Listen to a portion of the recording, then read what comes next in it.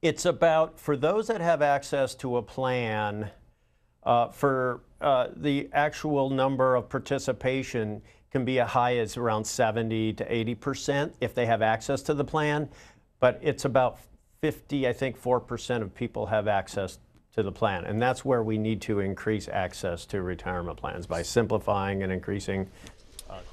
All of Washington Journal available online at cspan.org. As you can see, the Defense Secretary, James Mattis, and also Secretary of State Rex Tillerson coming into the committee room. This is the Senate Foreign Relations Committee, and a hearing to review the authorization of the use of military force from 2000 and 2001. And the hearing should get underway shortly. Senator Cardin in the room, Senator Corker as well, the chairman of the committee.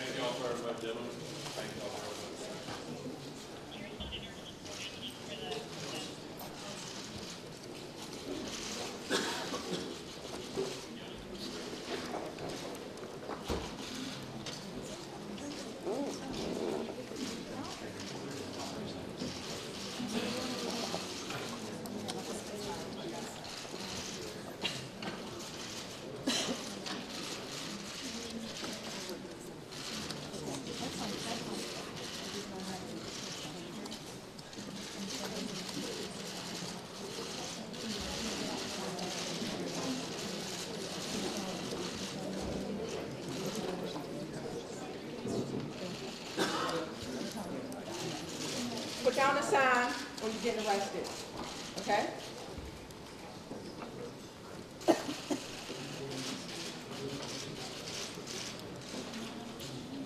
Because after the second, you only actually are going to get one.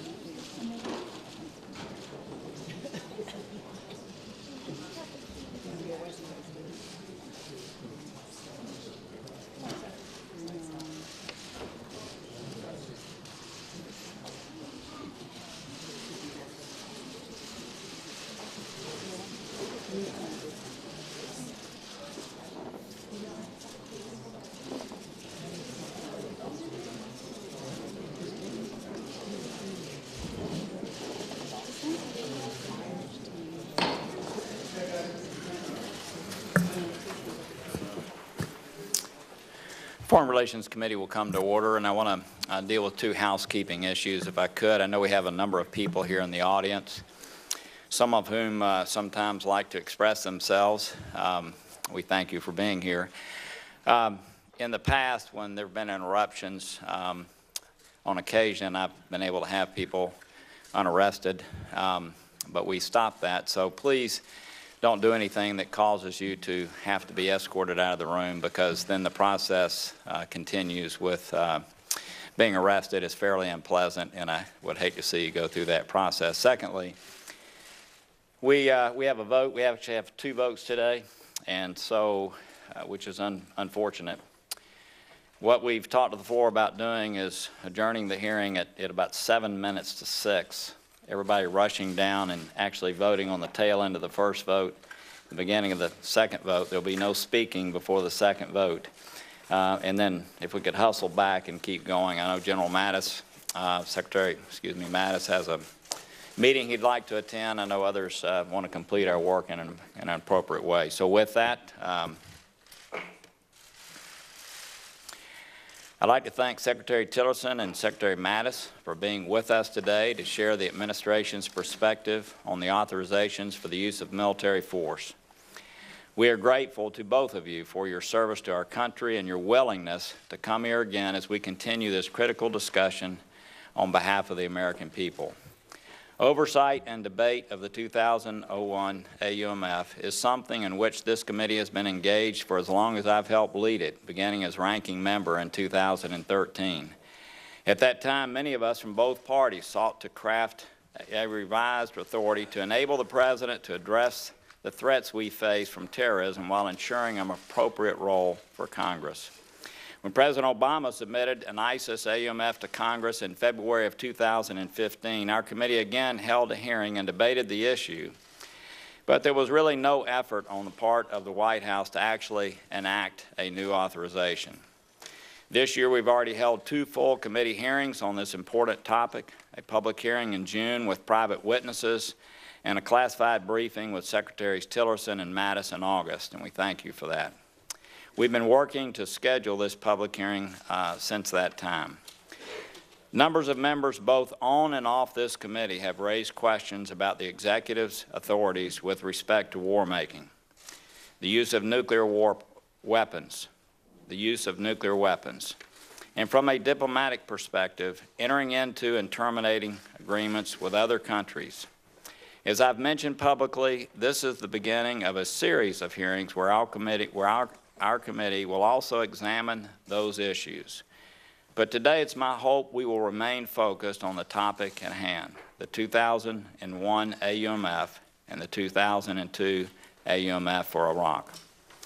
The President's de facto ability to initiate conflict has grown in an age of advanced technology, including the use of unmanned drones and war from a distance where large numbers of boots on the ground are not necessary to conduct a very significant military engagement. Examples of significant military actions by recent presidents relying solely on the Article 2 of the Constitution include airstrikes in Kosovo, regime change in Libya, and the April missile strike against the Assad regime in Syria. In his last War Powers Resolution letter to Congress, the President identified the following 19 countries where U.S. military personnel were deployed and equipped for combat: Afghanistan, Iraq, Syria, Yemen, Somalia, Libya, Kenya, Niger, Cameroon, Uganda, South Sudan, Democratic Republic of Congo, Central African Republic, Djibouti, Jordan, Turkey, Egypt, Cuba, and Kosovo. As this month's deadly attack in Niger proved, those forces can find themselves in combat at any moment. As our men and women in uniform continue to meet threats around the world, I hope that our witnesses can help us examine what the appropriate oversight role for Congress is and how we can work together to ensure that our nation's political leadership is meeting the responsibility to decide when and where our country uses military force. As I stated previously, in this hearing we will focus primarily on the 2 current authorizations for the use of military force. Unfortunately, the use of lethal force against ISIS, al-Qaeda, and other terrorist groups will remain necessary for the foreseeable future to prevent attacks against Americans and our allies. The President, just like President Obama, believes he has the legal authority he needs under the 2001 AUMF to fight ISIS, al-Qaeda, and other terrorist groups. And I agree. I agreed with the Obama administration, and I agree with this administration that they currently have that authority. It is clear that Congress is united in its strong support of the fight against al-Qaeda, the Taliban, ISIS, and other terrorist groups, and I believe Congress as a whole would agree that the President should continue to act against these threats.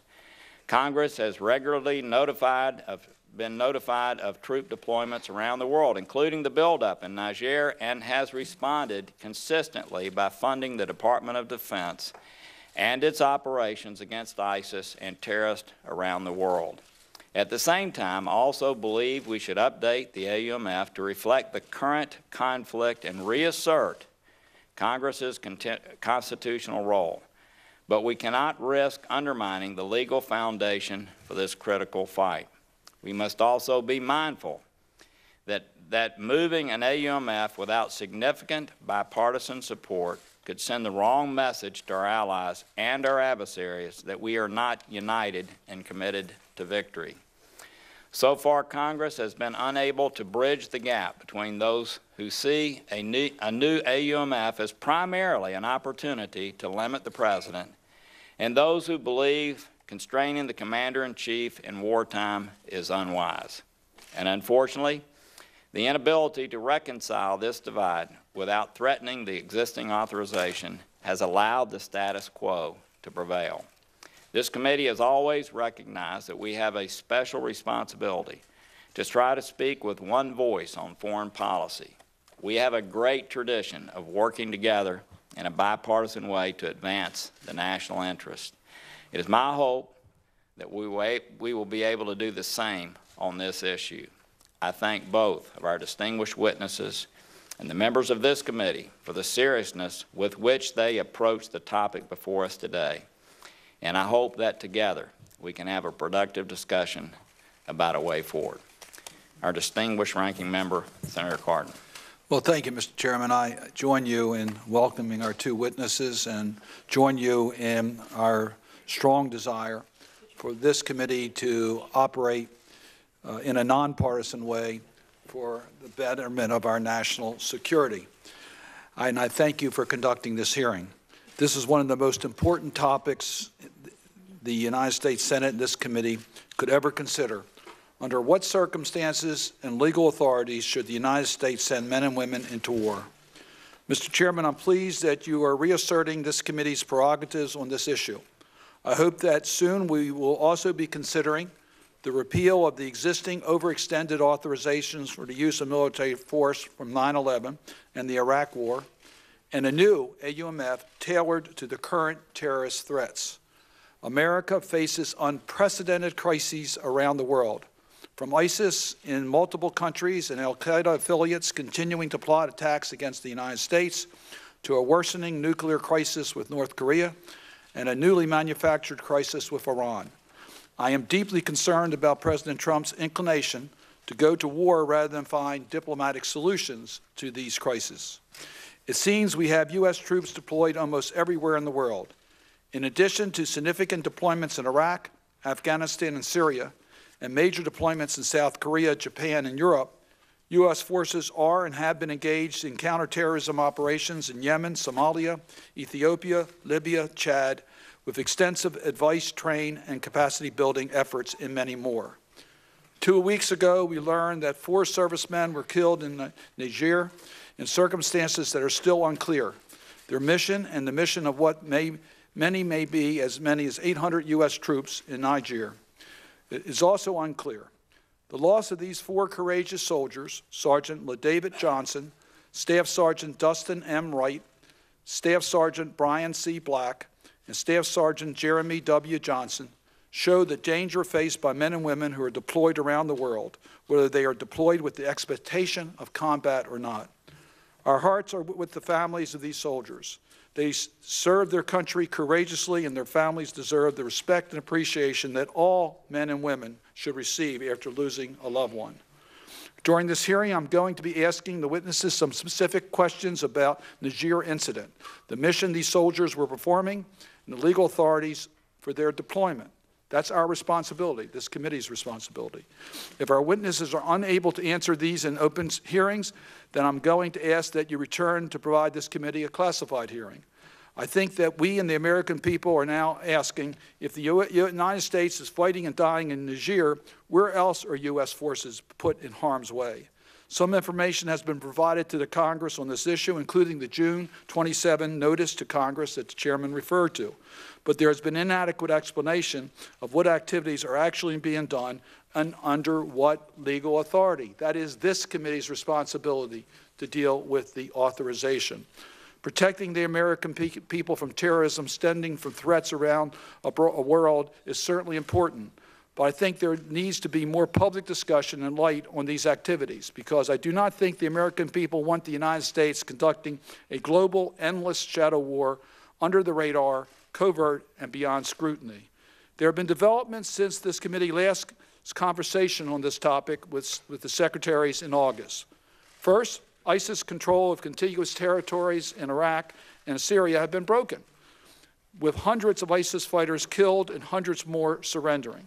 Second, the crisis with North Korea has gotten worse, with North Korea testing both the ICBM with the ability to reach the United States and thermonuclear device amid a bitter war of words and threats between President Trump and Kim Jong-un. Third, President Trump has even threatened the use of military options in response to the crisis in Venezuela. And finally, I'm aware that we cannot discuss all the aspects of the use of the authorization for military force in this meeting. The Foreign Relations Committee has jurisdiction over the AUMF and security assistance in the Senate and an obligation to provide oversight as to how they can be used. Secretary Mattis and Secretary Tillerson, I will be asking you to commit to come up shortly to this committee and brief us in a classified setting on the use of the 2001 AUMF, including for counterterrorism purposes. As I said at our hearing in June, the 9/11 and Iraq AUMF have now become mere authorities of convenience for presidents to conduct military activities anywhere in the world. They should not be used as the legal justification for the administration's military activities around the world. I am not convinced that the evolving threat of ISIL to the United States and to our friends and allies necessitates committing more of our brave men and women to ground combat operations, and certainly not under the rubric of the 9/11 AUMF against al-Qaeda for their attacks in Washington and New York. I'm going to repeat one more time for the record what that says. The 2001 AUMF said the President is authorized to use all necessary and appropriate force against those nations, organizations, or persons he determines planned, authorized, committed, or aided the terrorist attacks that occurred on September 11, 2001, or harbored such organizations or persons in order to prevent any future acts of international terrorism against the United States by such nations, organizations, and purposes. As one who voted for that AUMF when I was in Congress in 2001, I never intended, and I think all of us never intended, it would still be used today to justify the use of military force against ISIS. I just want one last point, if I might, Mr. Chairman, and that is, I think it's very clear that under this authorization, there is no authorization for the use of military force against North Korea unless there's absent an imminent attack upon the United States or upon forces or allies in this region. I'd be interested in hearing the Secretary's belief as to what authorizations exist today for military operations against North Korea.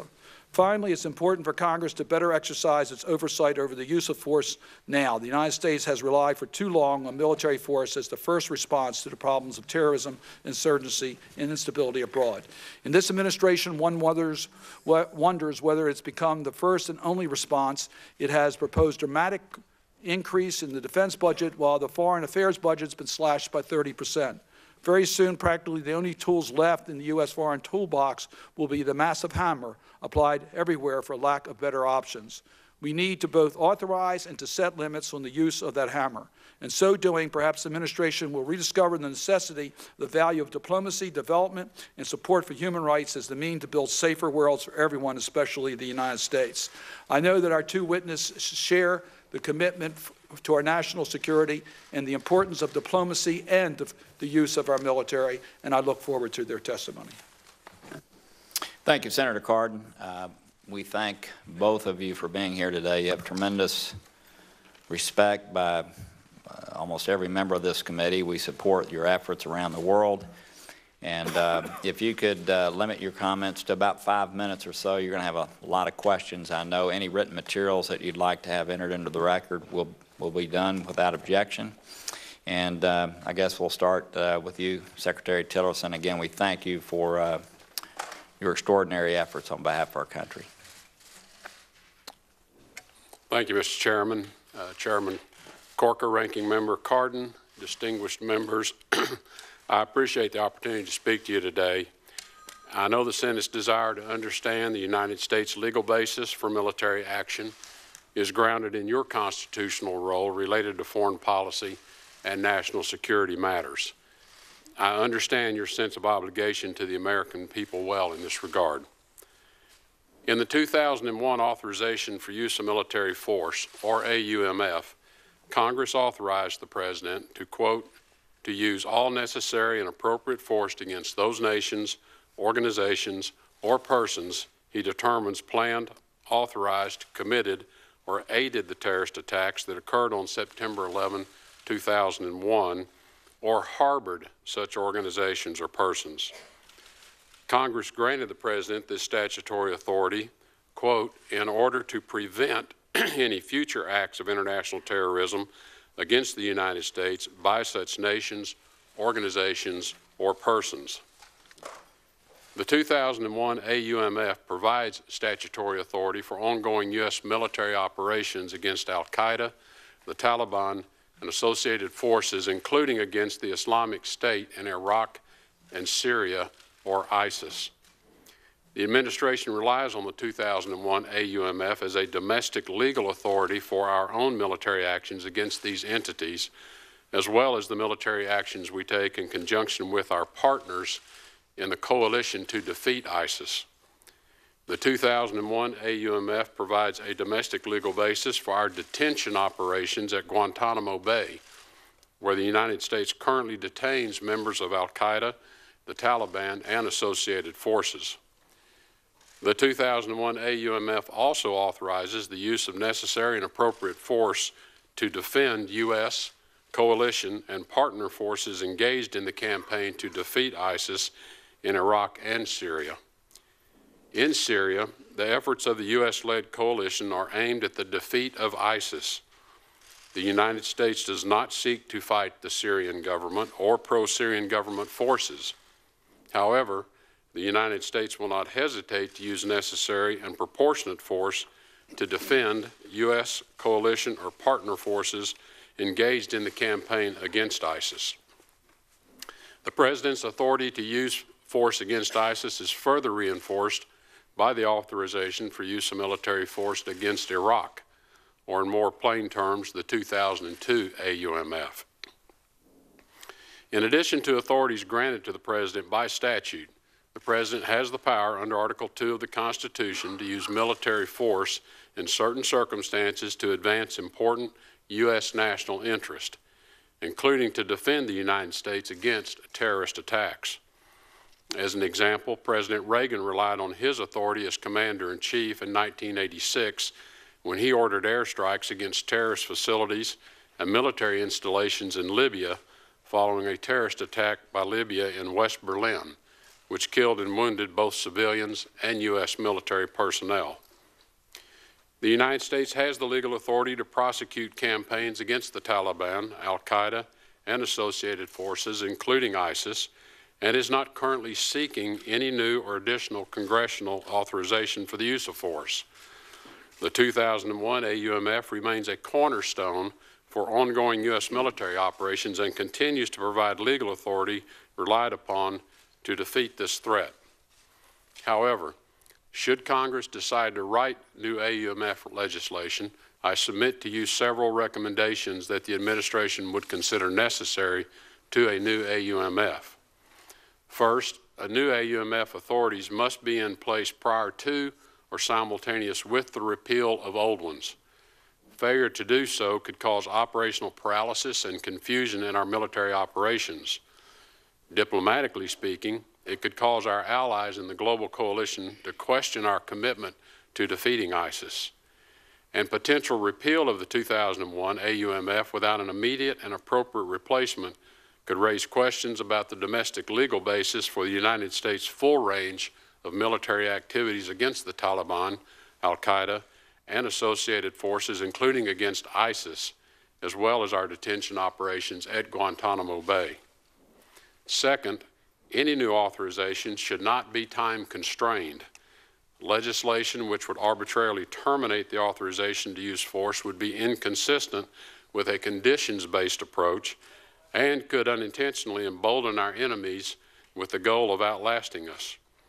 Any oversight mechanism in a new AUMF also would have to allow the United States the freedom to quickly move against our enemies without being constrained by a feedback loop. Third, a new AUMF must not be geographically restricted. As is the case under the current AUMF, the administration would need to retain the statutory authority to use military force against an enemy that does not respect or limit itself based on geographic boundaries. As ISIS's fraudulent caliphate in Iraq and Syria has crumbled, it has tried to gain footholds in new locations. As was discussed with the Senate during a closed Defeat ISIS briefing in July, the United States has a limited military presence in the Lake Chad Basin to support partners, including France, in their counterterrorism operations in the region. This information is also being conveyed to you in multiple periodic reports submitted to Congress consistent with the War Power Resolution. The collapse of ISIS's so-called caliphate in Iraq and Syria means it will attempt to burrow into new countries and find new safe havens. Our legal authorities for heading off a transnational threat like ISIS cannot be constrained by geographic boundaries. Otherwise, ISIS may reestablish itself and gain strength in vulnerable spaces. The United States must retain the proper legal authorities to ensure that nothing restricts or delays our ability to respond effectively and rapidly to terrorist threats to the United States. Secretary Mattis and I, along with the rest of the administration, are completely aligned on this issue. We fully recognize the need for transparency with you as we respond to what will be a dynamic regional and global issue. We will continue to regularly update Congress and to make sure you and the American people understand our foreign policy goals, military operations, and national security objectives. I thank the committee for supporting our efforts and look forward to your questions. Thank you. Secretary Mattis, we thank you also for being here and your extraordinary service, not only as Secretary, but through many, many years in our military. We especially appreciate the fact that the two of you work together constantly to deal with issues in a unified voice, and we very much appreciate that. With that, if you'd begin. Thank you, Chairman Corker, Ranking Member Cardin, members of the committee. It is appropriate we appear before you today to explain what we're doing from DOD's perspective in our counterterrorism campaign and why. This has been a long 16-year global conflict characterized by a very different form of warfare, specifically terrorism, fueled by extremism aimed at innocents around the globe. Traditional campaigns to protect our people must adapt to the reality of today's non-traditional transnational character of this fight. The 2001 and 2002 authorizations to use military force, or AUMF, remain a sound basis for ongoing U.S. military operations against a mutating threat. In the aftermath of the deadly 9/11 attack and to prevent future acts of international terrorism against the United States, Congress passed the 2001 AUMF, finding the President has, and I quote, authority under the Constitution to take action to deter and prevent acts of international terrorism against the United States. The 2002 AUMF provided the President with authority to, and I quote again, defend the national security of the United States against the continuing threat posed by Iraq, unquote. Previous administrations have cited these statutory authorities to address the threat posed by terrorist groups in Iraq and Syria. As demonstrated by presidents from Washington to Lincoln, Wilson, FDR, and their successors, it lies firmly within any president's constitutional authority and responsibility as the elected commander-in-chief to designate who presents a threat to our country. To date, this Article II authority, reinforced by the 2001 and 2002 AUMFs, has been used to take action against al-Qaeda, the Taliban, ISIS, and associated forces. Following the December 2011 pullout of our forces and from Iraq and the outbreak of civil war in Syria, al-Qaeda in Iraq regained strength and rebranded itself as ISIS. In 2014, under its new name, ISIS unleashed mayhem in the heart of the Middle East, building its self-described caliphate and attracting the allegiance of terror groups from the Sahel to Southeast Asia. Groups which plan, inspire, and conduct external attacks around the globe. Attacks that include San Bernardino, Paris, Orlando, London, and the Philippines, to name only a few. Though a statement of continued congressional support would be welcome, a new AUMF is not legally required to address the continuing threat posed by al-Qaeda, the Taliban, and ISIS. Article 2 of our Constitution, the 2001 and 2002 AUMFs, provide sufficient legal authority for us to engage and defeat the current threat, which we are doing by working by, with, and through our allies and partners. That said, any new congressional expression of unity, whether or not an AUMF, would present a strong statement to the world of America's determination, demonstrating, as Senator Kaine has stated, quote, an important message of resolve to the American public and our troops that we stand behind them in their mission, unquote. With that for background, I would like to note that to successfully prosecute the counterterrorism campaign, any debate on a new or revised AUMF needs to incorporate the following factors.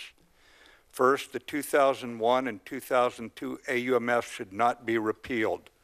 After numerous court cases and debates, there appears to now be a general consensus by all three branches of government that these two AUMFs provide sufficient authority to prosecute operations against al-Qaeda, the Taliban, and we believe ISIS. Repealing the 2001 and 2002 AUMFs would only cause unnecessary policy and legal uncertainty, which could lead to additional litigation and public doubt. The uncertainty accompanying that situation could only signal to our enemies and our friends that we are backing away from this fight. It would stall our operations, immediately reduce Allied commitments and support, and create significant opportunities for our enemies to seize the initiative. Additionally, repealing the AUMFs without new authority would deprive us of the ability to detain dangerous enemy combatants who could then be released to fight again. Second, any new AUMF must not be time restricted. For example, President Trump's South Asia strategy is conditions-based, not time-based, because war is fundamentally unpredictable. We cannot put a firm timeline on conflict against an adaptive enemy who would hope that we haven't the will to fight as long as necessary. Instead, we must recognize that we are in an era of frequent skirmishing, and we are more likely to end this fight sooner if we don't tell our adversary the day we intend to stop fighting. A conditions-based AUMF would not lessen Congress's authority. The power of the purse remains firmly vested in your hand, should the executive branch not present a persuasive case for continuing the campaign. Lastly, any new AUMF must not be geographically constrained. As has been stated, these are not traditional threats. This is a fight against a transnational enemy, one that does not respect international borders and does not place geographic limits on their areas of operations. So necessarily, to defend our country, we must be prepared to swiftly engage this global enemy in conjunction with our allies and partners.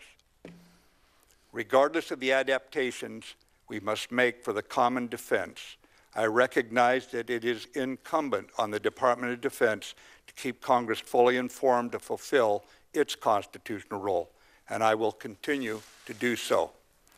Accordingly, as our troops on the battlefield carry out the last 300 meters of American foreign policy to protect our way of life, I ask Congress for your continued support and commitment to ensure we retain the necessary authorities to take our own side in this fight. Thank you.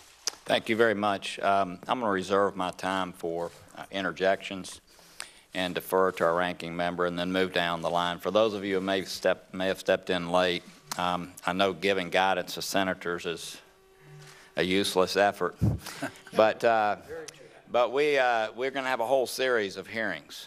This one hopefully is mostly focused on the 0102 AUMFs, but we'll have a series of hearings looking at other war-making powers, whether it's North Korea, nuclear issues. We've had members on the committee and off ask about these issues. So just know that, but I know you're going to ask whatever you wish. With that, Senator Cardin.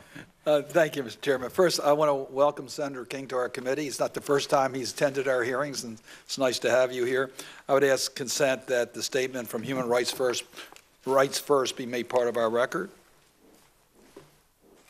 Put a statement on record. Without objection. Thank you.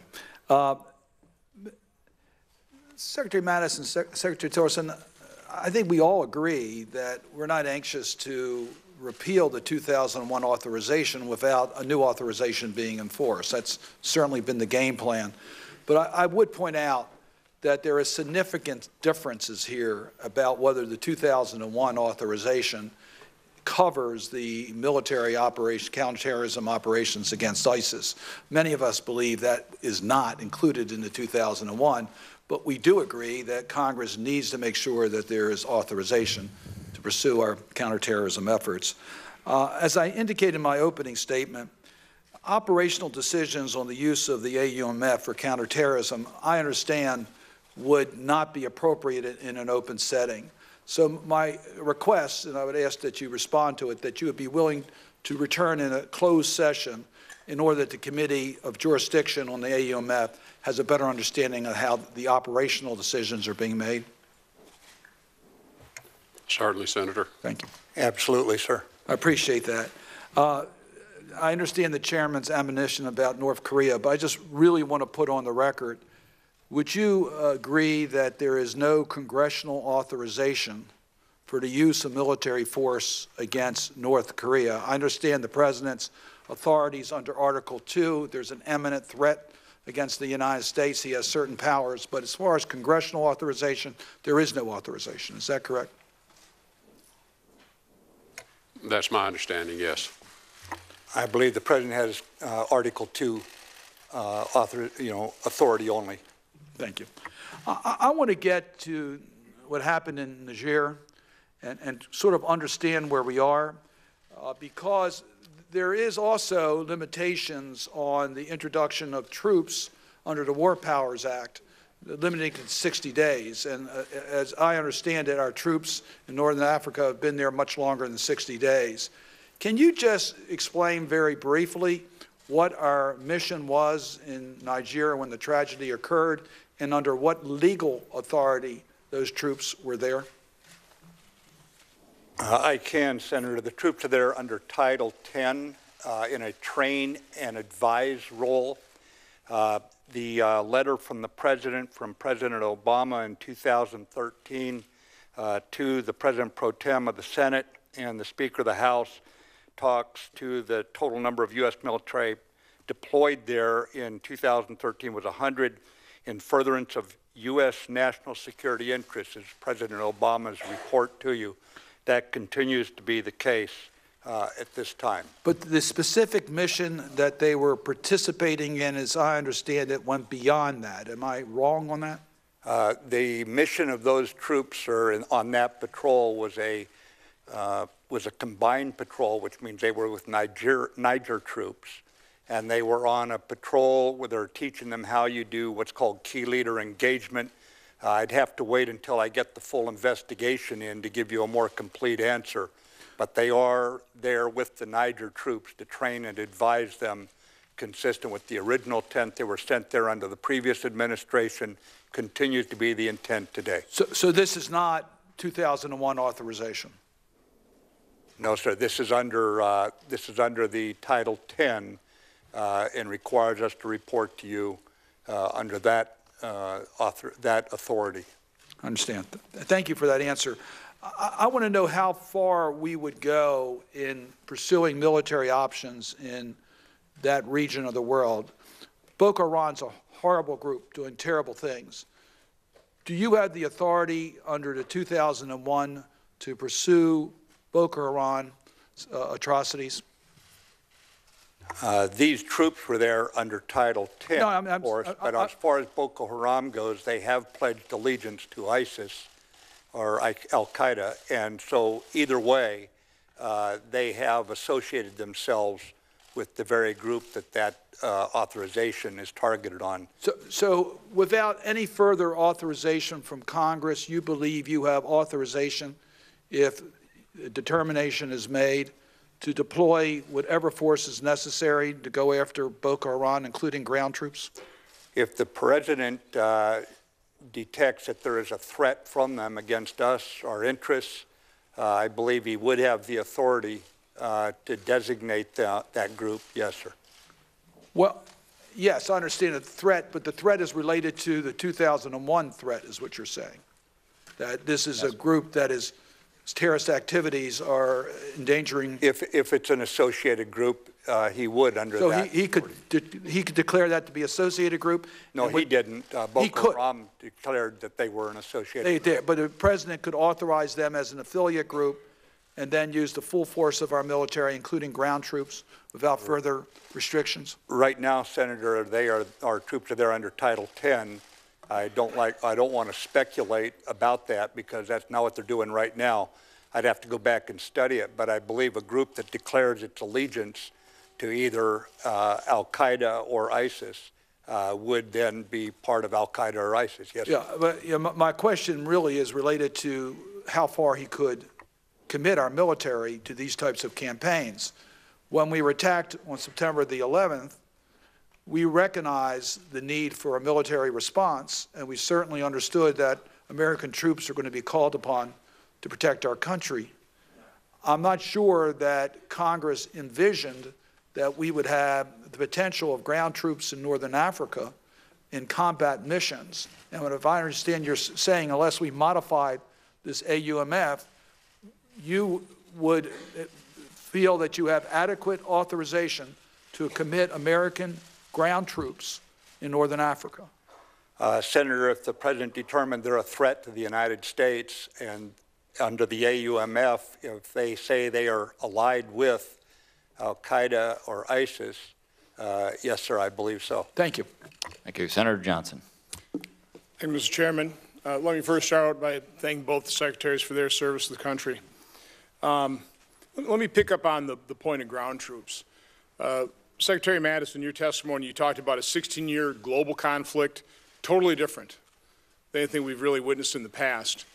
I remember when we had this discussion a couple of years ago with the advent of ISIS, trying to rewrite a new authorization for use of military force. There's an awful lot of discussion about limiting ground troops, no ground troops. Secretary Tillerson, I think you said in your testimony, you talked about the caliphate is basically ended, is it not? Or really darn close? Well, we have liberated a large amount of area in Iraq and Syria, but that fight is not over yet. Secretary Mattis, is there any way we could have done what we've done so far at the caliphate without ground troops? I don't believe so, Senator.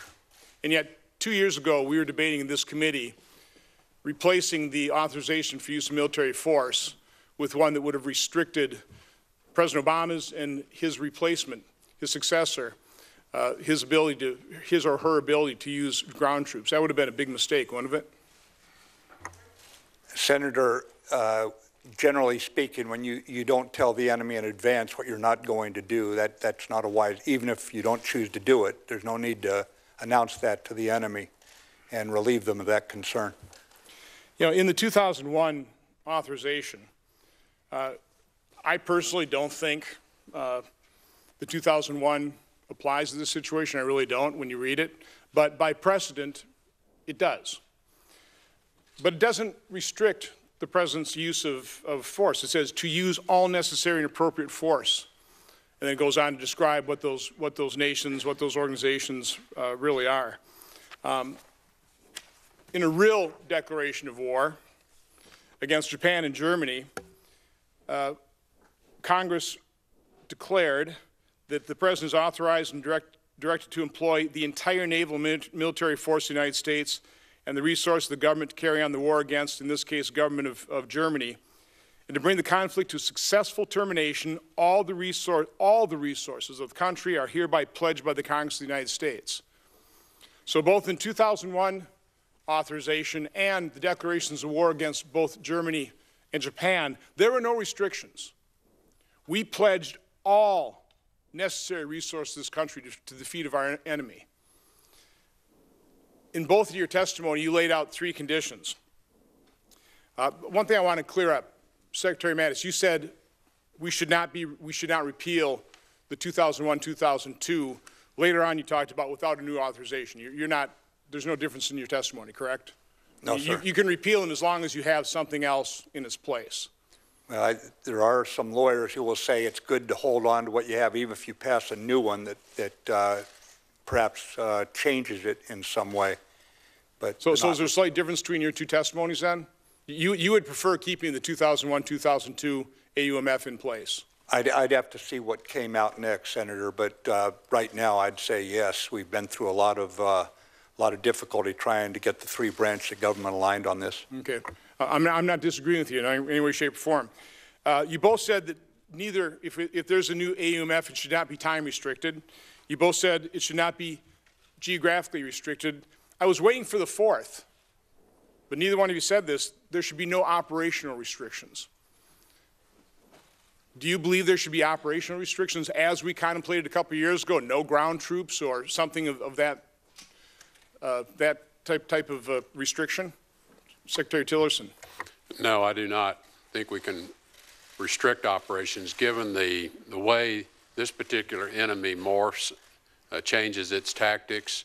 As we saw with the emergence of ISIS, we start with what might be a fairly limited group of terrorists who then are able to overrun large territories and amass armies, essentially their own armies of tens of thousands.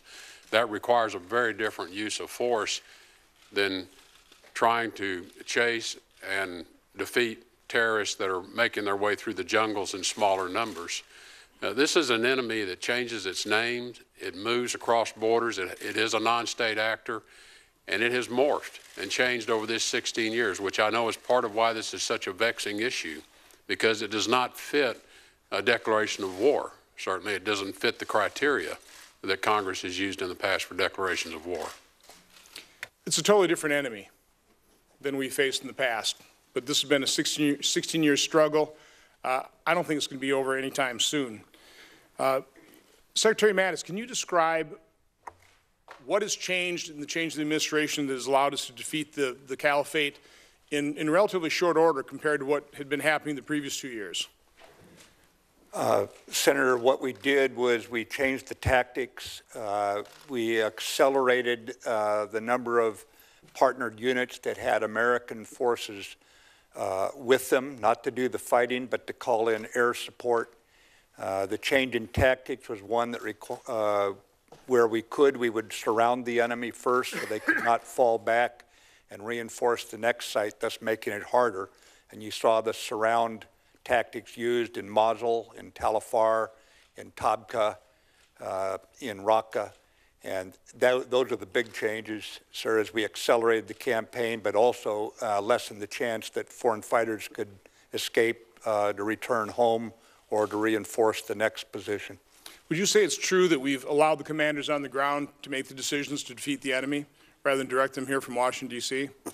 I have delegated authority to the appropriate levels, yes, sir. Both of you seem to indicate that continued congressional support would be welcome if it was a statement of unity. But it has to be an authorization that does not restrict the military's ability to defeat our enemy. Is that correct? That is correct. I agree, Senator, assuming strong and very robust feedback loops to the Congress to keep you fully informed. I have no further questions. Again, thank you for your service. Thank you, Senator Udall. Thank you, Mr. Chairman, and thank you both for your service, and thank you for being here today. Secretary Mattis, the existence of multiple local militia forces in Iraq remains a major problem as ISIL is driven out. Kurdish aspirations of nationhood may be just the tip of the iceberg, and I'm concerned we're ending up on multiple sides of a complicated conflict in a post-ISIL Iraq and Syria. How many different groups are the Department of Defense advising and assisting in Iraq? Sir, we advise and assist the Iraqi security forces only in Iraq, and I would just mention that Secretary Tillerson just returned from there and this issue was brought up with the Prime Minister. If you would say anything, Mr. Secretary. Yes, the Prime Minister is asserting authority himself over other various militias, including Popular Mobilization Forces, the PMF, which are by and large Iraqi forces. They are Iraqi citizens who are fighting under militia arrangements, including the Peshmerga forces of Kurdistan during the war to defeat ISIS, to liberate Mosul, to liberate large parts of Nineveh and other provinces. These forces put themselves under the command of Prime Minister Abadi. So there are multiple forces, but I think, as the Secretary indicated, our support is through the Iraqi forces working with Prime Minister Abadi and his authorities. Yeah, I'm glad you brought that up, because Secretary Tillerson, it was reported that the Iraqi Prime Minister was pretty blunt in his response about Shia Iranian-backed militias in Iraq, stating that they are already home and they're not going anywhere, and that maybe U.S. forces should leave. If U.S. forces are told to leave, will we depart Iraq, or will we stay uninvited, as our forces are doing in Syria, and under what legal authority will they remain? Senator, the Prime Minister, I never heard the Prime Minister say U.S. forces should leave. What he did clarify is that, as I said, many of the PMF forces are Iraqi Shia forces, so they are Iraqi citizens. My comment was regarding foreign fighters that may have come to Iraq. We know there are foreign fighters in Syria, and my comments were that any foreign fighters, particularly those from Iran, needed to leave Iraq and go home. Certainly, PMF Iraqi citizens, this is their home. They will remain. But I think the Prime Minister has also made it clear as to his expectations of how these forces will organize themselves or put their arms down and just rejoin their villages as citizens. No, but we've reached this new phase, and I think this is a real possibility that I'm asking you about. If U.S. forces are told to leave, will we depart Iraq, or will we stay uninvited, as our forces are doing in Syria, and under what legal authority? We will remain in Iraq until ISIS is defeated, and we are confident that ISIS has been defeated. Under what legal authority? Under the 2001 and 2002 AUMFs. Now, having said that, we are there also at the invitation of the Iraqi government, and Prime Minister Abadi has given me no indication that he is in any particular hurry to have us depart. So, Secretary Mattis and Secretary Tillerson, do you agree with the assertion that this fragmentation of security forces will pose difficulties to the Iraqi government maintaining order in areas that the U.S. government recently regained control of? What is your advice to ensure that these areas do not see resumed sectarian violence now that the fight with ISIL is nearly over? And does this necessitate U.S. troops on the ground? Senators, areas have been liberated.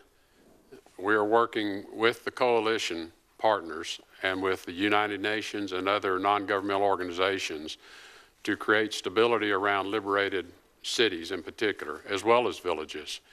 And that means having the military forces, the armies, pull back out of the villages, allow our coalition to enter those villages, undertake demining of the villages so that it's safe for people to return, and then begin the process of training local, basically police forces. And we have a number of coalition partners that have undertaken that activity. So as we are liberating areas, we are preparing security forces, local security forces, to transplant the military forces. Prime Minister Abadi made this direct observation to me. He said, I have to get my armies out of the cities. They're not policemen. They're not trained to be policemen, and they're not equipped to be policemen, and I have to replace them with trained security forces to carry out police activities and provide security for the civilians as they return. There's a lot of work to do to stabilize these areas, but that is how we will lock in the military gains that have been achieved with the liberation. Secretary Mattis, do you have a comment on that? issue? It's the Iraqi forces and, you know, operating under Prime Minister Abadi that have liberated these areas. It's not any other armed groups. Now, there are PMF forces that are engaged with them, but he has insisted that they fall under the authority of his field commanders. That is being imperfectly done. I wouldn't say it's happening in all cases, but you have seen the successes enjoyed so far. And we are moving now against al-Qaeda with Iraqi forces to restore the border against Syria. So you see it unfolding in that direction. The next step is exactly what the Secretary of State has laid out. Thank you both. Thank you, Mr. Chairman. Thank you. I think Senator Flake, you're next. If it's okay, maybe we'll go with about 3 minutes of your questions and then come back and you can resume if that's okay. All right. That's fine. Okay. Thank you, Mr. Chairman. Thank you for being here. I think that here, you know, in the Senate, we aspire to be more than just one cog in a feedback loop. This is the body with Article 1 authority to declare war and to authorize the use of military force. I understand the importance in looking at your 3 items that shouldn't put a new AUMF in place, or shouldn't repeal the old one until a new is in place. No time constraints, we'll get to that in a second, not geographically limited, and the AUMF that Senator Kane and I have introduced, the bipartisan AUMF, I think meets the conditions of the 1 and 3. But number 2, with regard to time constraints, anybody want to hazard a guess of how many in this body right here in the Senate Foreign Relations Committee were in the Senate when the 2001 AUMF was passed? Not one. Not one member of this panel was in the Senate when the 2001 AUMF was passed, or the 2002 for that matter. 7 of us were in the House during that time and voted on it, but not one has had the opportunity to weigh in on it 16 years later. I would argue that the concern about giving our adversaries notice that we have to vote on something may be an issue, but it's overwhelmed in a big way by not having Congress buy in and not having us have skin in the game. It simply allows us to criticize the administration, Republican or Democrat, if we don't like what they're doing, because we haven't weighed in. We haven't said our piece. We haven't voted on this. So I would simply say that any concern about having to come back, we have a 5-year sunset on ours, 5-year. That's pretty long. But Congress needs to weigh in. We have to make sure that our adversaries and our allies, and most importantly, our troops, know that we speak with one voice. And so I hope that as we go along, we can talk about the relative importance of signaling that we might leave or might not finish, and not having Congress weigh in at all, and go for 16 years before we actually weigh in or have any skin in the game. We, as I said, ought to aspire to be more than just part of a feedback loop. Article 1 authority is more than that. So with that, I'll hold back. Thank you, Bertie. If you'll keep 4 minutes and 15 seconds on Senator Flake's time, if we could all sprint over and sprint back, you'll start again as soon as we get back, and we'll recess for about 14 minutes, I hope. Thank you. You're welcome to come into the back or do whatever.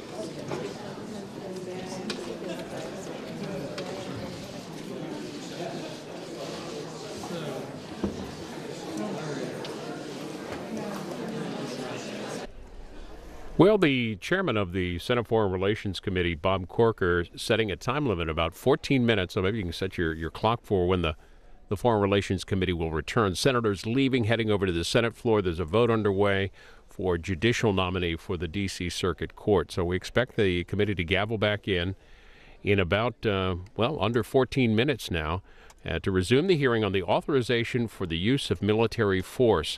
Washington Examiner writes the Foreign Relations Committee has wrestled for months over a new AUMF, which the White House has argued it does not need. But the October 4th Niger ambush has ratcheted up urgency for a debate on Capitol Hill about the legal basis of the global war on terrorism, according to numerous lawmakers. That from the Washington Examiner. When the hearing resumes, we'll have live coverage. In the meantime, we'll show you the start of this afternoon's hearings, the opening statement here from Senator Corker.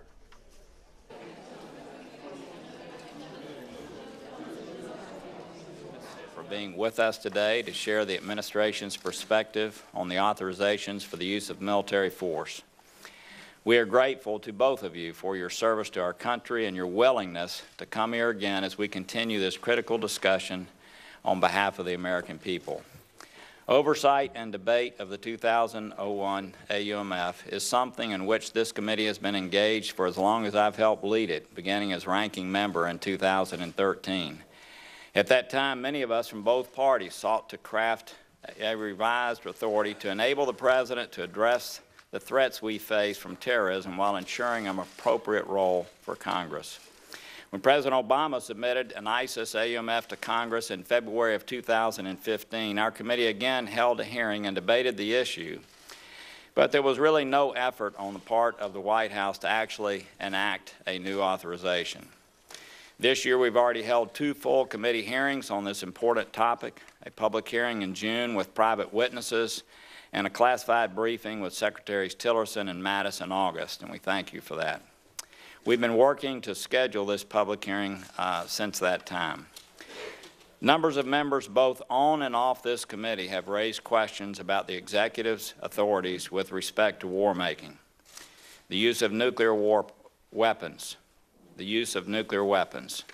and from a diplomatic perspective, entering into and terminating agreements with other countries. As I've mentioned publicly, this is the beginning of a series of hearings where our committee will also examine those issues. But today it's my hope we will remain focused on the topic at hand, the 2001 AUMF and the 2002 AUMF for Iraq. The President's de facto ability to initiate conflict has grown in an age of advanced technology, including the use of unmanned drones and war from a distance where large numbers of boots on the ground are not necessary to conduct a very significant military engagement. Examples of significant military actions by recent presidents relying solely on the Article 2 of the Constitution include airstrikes in Kosovo, regime change in Libya, and the April missile strike against the Assad regime in Syria. In his last War Powers Resolution letter to Congress, the President identified the following 19 countries where U.S. military personnel were deployed and equipped for combat: Afghanistan, Iraq, Syria, Yemen, Somalia, Libya, Kenya, Niger, Cameroon, Uganda, South Sudan, Democratic Republic of Congo, Central African Republic, Djibouti, Jordan, Turkey, Egypt, Cuba, and Kosovo. As this month's deadly attack in Niger proved, those forces can find themselves in combat at any moment. As our men and women in uniform continue to meet threats around the world, I hope that our witnesses can help us examine what the appropriate oversight role for Congress is and how we can work together to ensure that our nation's political leadership is meeting the responsibility to decide when and where our country uses military force. As I stated previously, in this hearing we will focus primarily on the two current authorizations for the use of military force. Unfortunately, the use of lethal force against ISIS, al-Qaeda, and other terrorist groups will remain necessary for the foreseeable future to prevent attacks against Americans and our allies. The President, just like President Obama, believes he has the legal authority he needs under the 2001 AUMF to fight ISIS, al-Qaeda, and other terrorist groups. And I agree. I agreed with the Obama administration, and I agree with this administration that they currently have that authority. It is clear that Congress is united in its strong support of the fight against al-Qaeda, the Taliban, ISIS, and other terrorist groups, and I believe Congress as a whole would agree that the President should continue to act against these threats. Congress has regularly been notified of troop deployments around the world, including the buildup in Niger, and has responded consistently by funding the Department of Defense and its operations against ISIS and terrorists around the world. At the same time, I also believe we should update the AUMF to reflect the current conflict and reassert Congress's constitutional role. But we cannot risk undermining the legal foundation for this critical fight. We must also be mindful that moving an AUMF without significant bipartisan support could send the wrong message to our allies and our adversaries that we are not united and committed to victory. So far, Congress has been unable to bridge the gap between those who see a new AUMF as primarily an opportunity to limit the President and those who believe constraining the Commander-in-Chief in wartime is unwise. And unfortunately, the inability to reconcile this divide without threatening the existing authorization has allowed the status quo to prevail. This committee has always recognized that we have a special responsibility to try to speak with one voice on foreign policy. We have a great tradition of working together in a bipartisan way to advance the national interest. It is my hope that we will be able to do the same on this issue. I thank both of our distinguished witnesses and the members of this committee for the seriousness with which they approached the topic before us today. And I hope that together we can have a productive discussion about a way forward. Our distinguished ranking member, Senator Cardin. Well, thank you, Mr. Chairman. I join you in welcoming our two witnesses and join you in our strong desire for this committee to operate in a nonpartisan way for the betterment of our national security. And I thank you for conducting this hearing. This is one of the most important topics the United States Senate and this committee could ever consider.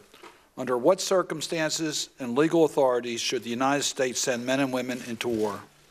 Mr. Chairman, I'm pleased that you are reasserting this committee's prerogatives on this issue. I hope that soon we will also be considering the repeal of the existing overextended authorizations for the use of military force from 9/11 and the Iraq War, and a new AUMF tailored to the current terrorist threats.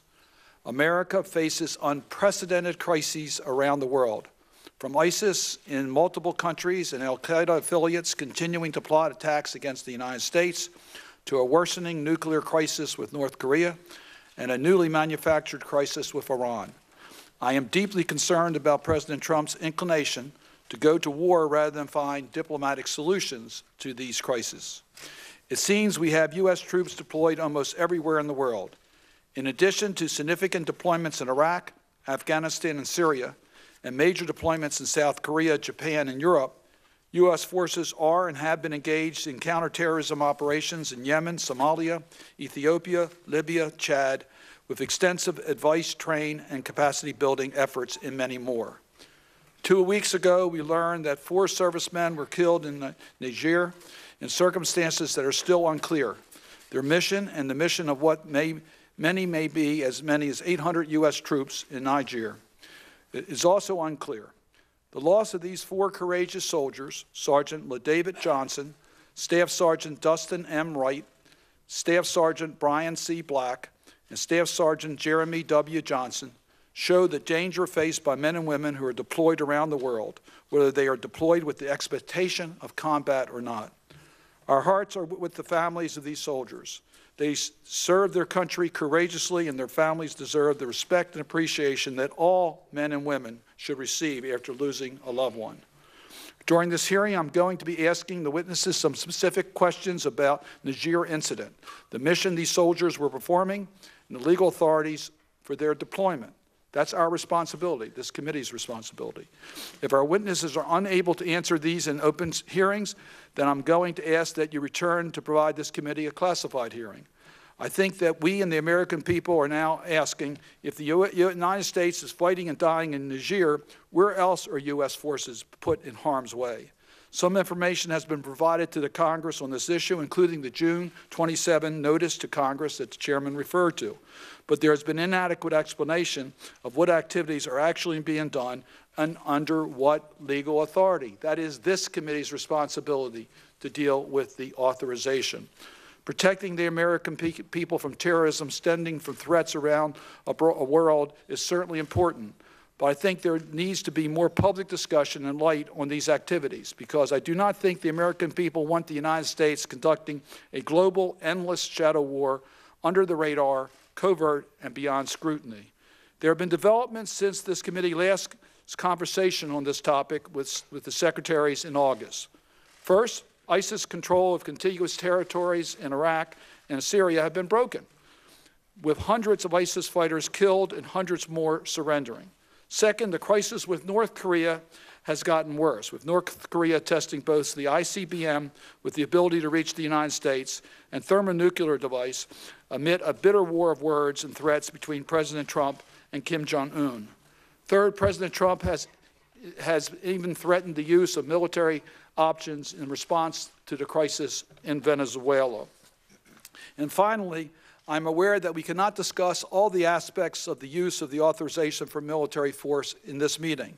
The Foreign Relations Committee has jurisdiction over the AUMF and security assistance in the Senate and an obligation to provide oversight as to how they can be used. Secretary Mattis and Secretary Tillerson, I will be asking you to commit to come up shortly to this committee and brief us in a classified setting on the use of the 2001 AUMF, including for counterterrorism purposes. As I said at our hearing in June, the 9/11 and Iraq AUMF have now become mere authorities of convenience for presidents to conduct military activities anywhere in the world.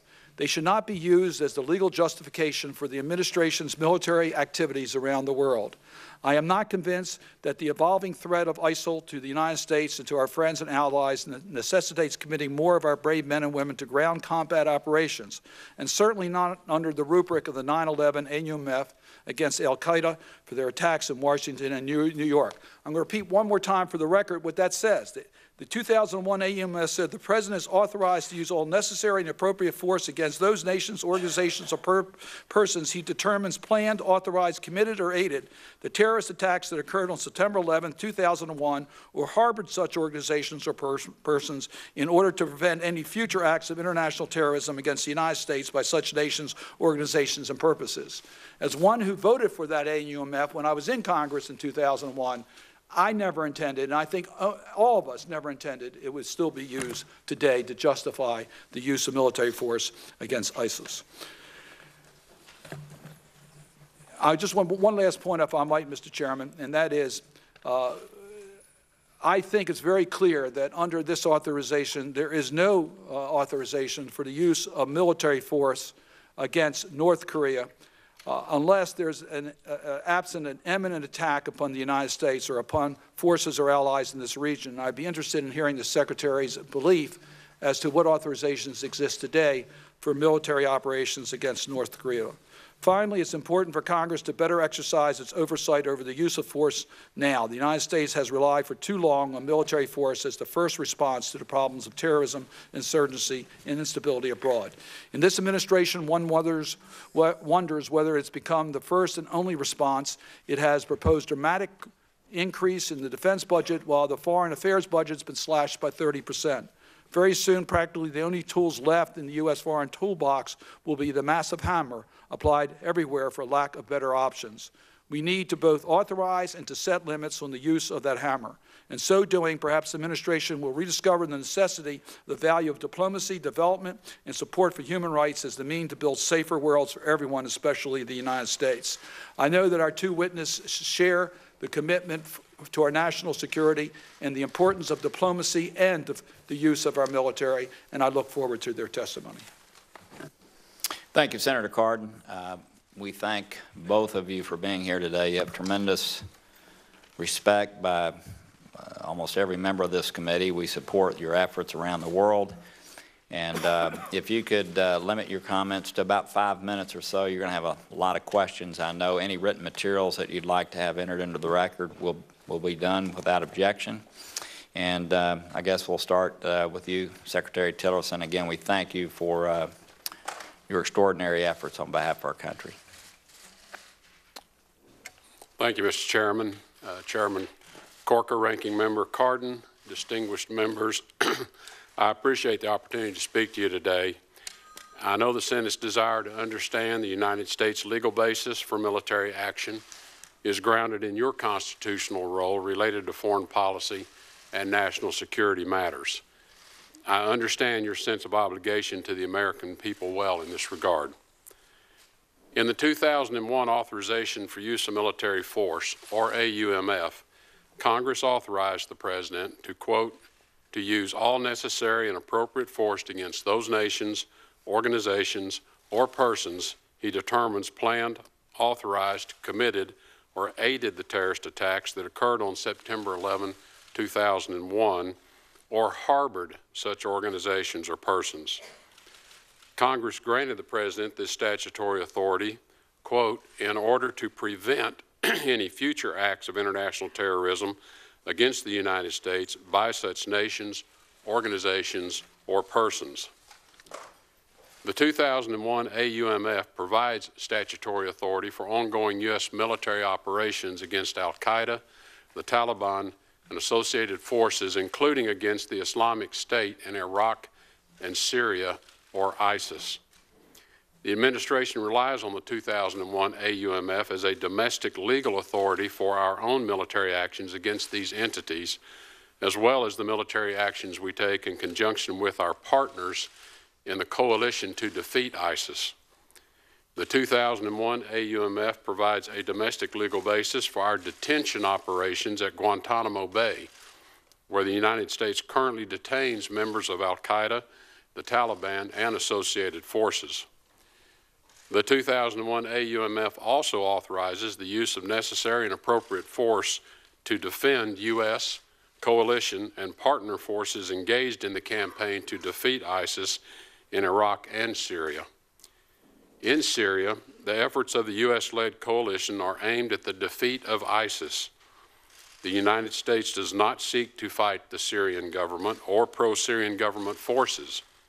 However, the United States will not hesitate to use necessary and proportionate force to defend U.S., coalition, or partner forces engaged in the campaign against ISIS. The President's authority to use force against ISIS is further reinforced by the authorization for use of military force against Iraq, or in more plain terms, the 2002 AUMF. In addition to authorities granted to the President by statute, the President has the power under Article 2 of the Constitution to use military force in certain circumstances to advance important U.S. national interest, including to defend the United States against terrorist attacks. As an example, President Reagan relied on his authority as Commander-in-Chief in 1986 when he ordered airstrikes against terrorist facilities. This committee is now coming back out of recess. As with the Senate, we had one member who kind of lollygagged around and took a little longer than we thought. It's the story of the United States Senate, but we're glad to be back in session. Senator Flake, if you will, continue your work. Thank you, Mr. Chairman. We talked a little before the break about reasons we need an AUMF, and I mentioned how few people were actually here. Nobody on this panel voted in the Senate on the AUMF. In the House, fewer than 100 members of the House were there when the 2001 AUMF was passed. I think a total in the Senate, nobody on this panel, but only 23 members of the Senate were here to vote on the AUMF. And so it simply helps. We've got to have a situation where the Congress is more involved here. I understand what you say that a new AUMF would be welcomed but not required. Just for the benefit of everybody here, no administration would ever concede that you need an AUMF because the absence of it would suggest that what we've been doing for 16 years would be illegal, or certain activities that we've undertaken. So I think we all understand that the administration will say that no new AUMF or no new authorities are needed. But whether or not they are needed to provide a legal basis, they're certainly needed politically. And we can't continue to go on in a situation where 70% of the House and the Senate has never voted on an AUMF and has no reservation at all to criticize whatever administration is in power in their use of military force because they didn't vote on it. And we can't continue to go year after year after year without doing that. But specifically on a question here with regard to Niger, I understand that you say that's Title 10 authority. You express concern about not having authorities that expire so as not to tip off the enemy that we might leave. Explain Title 10 authority with regard to, now that's part of the NDAA that we gratefully, it's the one authorization bill that we pass every year, but what if we weren't going to pass that next year? If we failed in our duty to do it, what would that do? Well, we would, I believe, Senator, we would still have Title 10 authority under the U.S. Code, so we would not, we would have trouble probably getting appropriations if we didn't have the NDA, the authorization. But I think that under the U.S. Code, we still exist as a military, so I'd have to turn to my general counsel, sir, to give you a better answer. You mentioned, General Mattis, in your remarks that we still in Congress here have the power of the purse, and that maybe should be sufficient. There was one member of our body who said when he was briefed on what was going on in Niger, he said that Congress, we would need to decide whether or not we want to authorize this operation through the appropriations process. Now, for us authorizers, that ought to be a hit right here, that only the Appropriations Committee in this body has authority to look at what we're doing and decide whether or not appropriate authority exists. And through the appropriations process, give that authority. I would suggest that this committee ought to stand up and say, that's not enough. That's not enough. Let's pass a new AUMF. So I know that I hope Senator Kaine will go into the AUMF that we have proffered. It is gaining momentum, certainly, and support. And I hope, above all else, that we can come to a point where we speak with one voice overseas, whether it's use of diplomacy or use of military force. And under the current situation with a 16-year-old AUMF, I would suggest that we don't. And our adversaries, our allies, and our troops need to know that we do. So thank you, Mr. Chairman. Thank you. If I could, just for clarification, when you say Title 10, you're talking about the train and equip program? That's correct, Chairman. Basically, we have the authority under Title 10 to carry out these kind of partnering activities. Yes, sir. Throughout the world? If the President directs it, yes, sir. Senator Murphy. Thank you very much, Mr. Chairman. Thank you both for being here. You're both patriots, and thank you for your service to the country. I want to maybe get back to this question of exploring the limits of that Title 10 authority, but I wanted to build upon a question preview that Senator Cardin referenced, and that's on the existing authorities in North Korea. President has talked about our military options, should we choose to use them in North Korea, and I just wanted to make sure that we understand the range of authority that the President has today with respect to potential military operations in the Korean Peninsula. Would you both agree that absent a strike against the United States or the imminent threat of a strike against the United States, the administration would need congressional authorization to engage in military activity against North Korea? Well, Senator, I think it would depend, again, on all circumstances, and it's a fact-based decision. I think clearly today we're there under Article 2 authorities, and Article 2 is really, if you look at historically, it's been grounded in kind of two criteria. One is to protect United States persons, property, and national security interest. And secondly, it's been used for circumstances that do not rise to the level of a declaration of war. I think that is the circumstance we have in the peninsula today in Korea. So it is a question of the threat, the imminent threat, the nature of the threat, as to whether the President then would exercise his authorities without the need of further congressional authorization. So it'll be fact-based, and all of those will have to be considered. Secretary Mattis? Yes, I believe under Article 2, he has a responsibility, obviously, to protect the country, and if there was not time, I could imagine him not consulting or consulting as he's doing something along the line, for example, of what we did at Sharat Airfield here in Syria when we struck that, and the Congress was notified immediately. This was after the chemical weapons use by the Assad regime. But in this case of North Korea, it would be a direct, imminent, or actual attack on the United States that I think Article 2 would apply.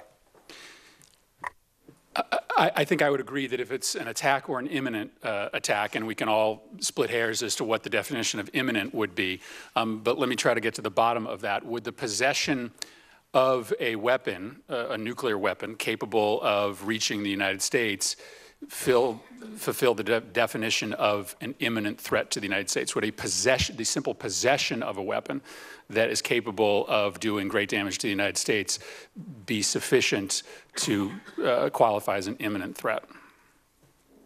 Well, again, I'm always reluctant to get into too many hypotheticals, because the possession could be sitting in an underground, not ready to be used condition, or possession could be sitting upright on a tail about to be launched. So again, I think it would have to be fact-based and given consideration as to the circumstances around an imminent threat. Secretary Mattis? I fully agree with Secretary Tillerson. I think this is an area that a number of facts would have to bear on the problem in order to give you a complete answer, Senator. I thank you both for your answers. I think the primary fact is whether there is an attack or an imminent attack. I think other than those two facts, you need to come to Congress for authorization, but I appreciate your answers. Secretary Mattis, I wanted to drill down a little bit more on the Title X authority. You certainly have Title X authority to conduct training missions abroad. You're using that authority in Niger. Today, you've properly notified Congress. You referenced President Obama's notification. But how do you answer concerns that our constituents may have when it looks as if a training mission is something more than training, that we are actually putting American troops out in harm's way, partnered with local forces, engaged in activity that imperils U.S. men and women? To many folks, this didn't look like a training mission. It did look like we were side by side with domestic forces, but we were actually helping them carry out pretty critical mission components. How do you address concerns that some of our constituents have that a training mission can very easily morph into something that looks much more like operational and offensive capabilities that are unauthorized by Congress? It's a great question, Senator. When you look at why did President Obama send troops there, why did President Trump send troops there, it's because we sense that as the physical caliphate is collapsing, the enemy is trying to move somewhere. And so those troops are there. Most of them are providing, frankly, intelligence, surveillance, and reconnaissance support, intelligence support, refueling support. There are some doing this train and advise mission. In this case, we're trying to build up the internal defenses of another country so they can do this job on their own. The French have carried the burden for this, have taken severe casualties at times in this mission. We're supporting them. But in this case, since April, I believe, and we'll get the specific numbers once the investigation comes in, over 24 patrols in this area with no enemy contact.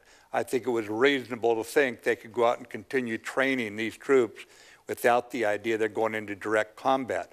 But that's not a complete answer. I need to wait until I get the investigation to fully appraise you. But you referenced the falling apart of the caliphate at the beginning of that answer, and so that suggests that this might not be a Title X authority mission. This might be a 2001 AUMF mission, and if that's the case, then, okay, you're not... I misled you there. Okay. This is a Title X train and advise, and we're trying to prepare them if, as the caliphate falls apart, their country comes under attack so they can defend their own population. You'll remember Boko Haram nearby and the 276 girls they kidnapped. This is a real problem up in that region, and we're trying to get them in a position where they can defend themselves and do it according to the law of armed conflict in a very complex environment. This is tough training, sir. Thank you very much. Senator Young. Thank you, Chairman. Secretary Mattis, you said in the past, you said again here today, that a new AUMF by this Congress would send a message of resolve to our troops and to our enemies. I absolutely agree with that. I'd like to get into the law, though, the legal components of this. Legally, there are at least one, it seems, would have to concede that there's a principle, there's a logical argument that the 01, 02 AUMFs don't apply or now have a highly attenuated application to current circumstances. 2001 AUMF was in response to 9/11. It was directly in response to 9/11, albeit written broadly. 2002 AUMF was directed against the Saddam Hussein regime. In fact, it was invoked here today, but the language of that AUMF says a threat posed by Iraq. And then in 2014, ISIS leadership, al-Baghdadi, actually disavowed very publicly any association with al-Qaeda. Secretary Mattis, you indicated that a terrorist group, I think it was Boko Haram, but a terrorist group was covered by the 01 AUMF because they swore allegiance to al-Qaeda. Now, by that same logic, if ISIS broke with al-Qaeda, why would the 2001 AUMF apply to the fight against ISIS? Yeah, Senator, what we've seen is these groups come apart, go back together. They change their names as often as a rock and roll band. They're keenly aware that they've got certain legal strictures on our side that they can take advantage of. We call it lawfare, where they actually use our laws against us. We've seen it. We read their mail. We know what they're thinking in many cases. It is an associated group because if you look at the photographs we have from intelligence that shows who is leading in Baghdadi's outfit, there's a remarkable resemblance to other photographs we have under al-Qaeda in Iraq. So when the same group in the same area seems to be spawning from the same people, a disavowal is something that's of interest, but it's not necessarily compelling, especially since they seem to have many of the same tenets to their ideology as the group they disavow, and I'm not sure I would call them highly attenuated in that circumstance. That's my characterization. No, I respect understand. yours, yes, sir. Mr. Secretary. So it seems like these arguments could be made both ways. They swore an allegiance, therefore they are covered by the AUMF. And then Secondarily, well, you know, that factor is not all that important in our consideration based on a range of other factors. It might be helpful to lay out what multi-factor analysis legally your attorneys are looking at to help make these decisions. Secretary Mattis, on January 27, 2015, you testified before the Senate Armed Services Committee. You said the following, quote, "We've observed the perplexing lack of detainee policy that's resulted in the return of released prisoners to the battlefield. We shouldn't engage in another fight without resolving this issue up front. Treating hostile forces, in fact, as hostile." When asked about that in the hearing, you continued, quote, "I think that what we have to do is have a repeatable detainee policy so that when we take them, we hold them. And there's no confusion about their future, not among the enemy's mind, certainly not among our own." Do you stand by those statements, sir? I do, Senator. Why do you believe it's important up front to ensure that there's no confusion regarding our nation's ability to detain enemy combatants under the law of war until the end of hostilities? Senator, when we release people and eventually we find them back on the battlefield fighting us, when Rommel's Africa Corps was taken prisoner in World War II in North Africa, we didn't let them go because they said, well, I was only a tank driver, I wasn't a gunner, and let them take another shot at us at Normandy. We held them in prison camp until the war was over. I think that is a rather straightforward proposition. We take our own side in this. Thank you, Mr. Secretary. So if this body were to pass another AUMF, would you support an effort that seeks to eliminate any uncertainty whatsoever regarding our nation's ability to detain enemy combatants under the law of war until the end of hostilities? For those taken overseas, yes, sir. I just want to make sure you understand I'm not talking about people here in the United States who are taken. Yes, sir. Nor am I, so thank you. Another legal point, going back to the law here, I would argue you invoked litigation risks. I would argue that the further away we get as a country from 2001 or 2002, the more attenuated the relationship exists between our ongoing fight against associated forces and that period of time in which a previous Congress, working with a previous commander-in-chief, passed an AUMF. The litigation risk is only going to grow. So kindly consult with your attorneys and give me their analysis about why I have it wrong or right, but I think I have it right. Secretary Tillerson and Secretary Mattis, both of you, over the course of this hearing, have indicated that there are three essential elements for a new AUMF, and I think you worded them differently, but I think they are distilled down to no lapse in authorities, no time constraint, and no geographic restriction. Is that a correct and fair summary of the elements that yes, sir. need to be in there? Thank you. Well, I just know for the record that the AUMF I introduced on March 2nd, Senate Joint Resolution 31 meets all of those criteria. So I think it certainly satisfies that. I'm going to pivot to a different topic. Secretary Mattis, you mentioned ISR assets. And in testimony before the Senate Armed Services Committee on March 9, 2017, General Waldhauser, who's commander of AFRICOM, stated in his written testimony that only approximately 20 to 30% of Africa Command's ISR requirements are met. The general wrote that this shortfall in ISR limits situational understanding, support to operations, and fails to offer threat indications and warnings. Secretary Mattis, could you please discuss AFRICOM and DoD's ISR shortfalls and the operational impacts of those shortfalls and what we can do to help? Yes, sir. The ISR assets are insufficient basically worldwide. I can go to a number of other combatant commanders from the Pacific, even in the Mideast, CENTCOM, certainly EUCOM, and they would all say they have shortfalls. As you know, we've been under continuing resolutions for many of the last 10 years. We have been under budget reductions, and eventually real capability is insufficient. At the same time, I think in this case, General Waldhauser is 100% correct, but that force, again, was in an area where a reasonable person looking at the last several months would say contact was not imminent, was not likely to be imminent. And so you look at how you prioritize it. There's a finite amount of ISR assets, and we deal them out. We deal them out, frankly, like gold coins to the various commanders. Thank you both for your service. Thank you. Thank you very much. Senator Coons. Thank you, Chairman Corker, Ranking Member Cardin, for this important hearing. And thank you, Secretary Mattis and Secretary Tillerson, for the service you've rendered to our country and for the men and women you lead in command.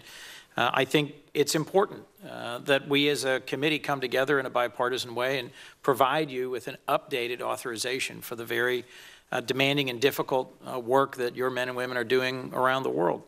I think the tragedy in Niger, the loss of 4 American soldiers, helped focus us on the fact that we've got citizens and we've got senators who are unclear on exactly where in the world we are engaged against this morphing, changing enemy in a new era of skirmishes, as you put it, sir.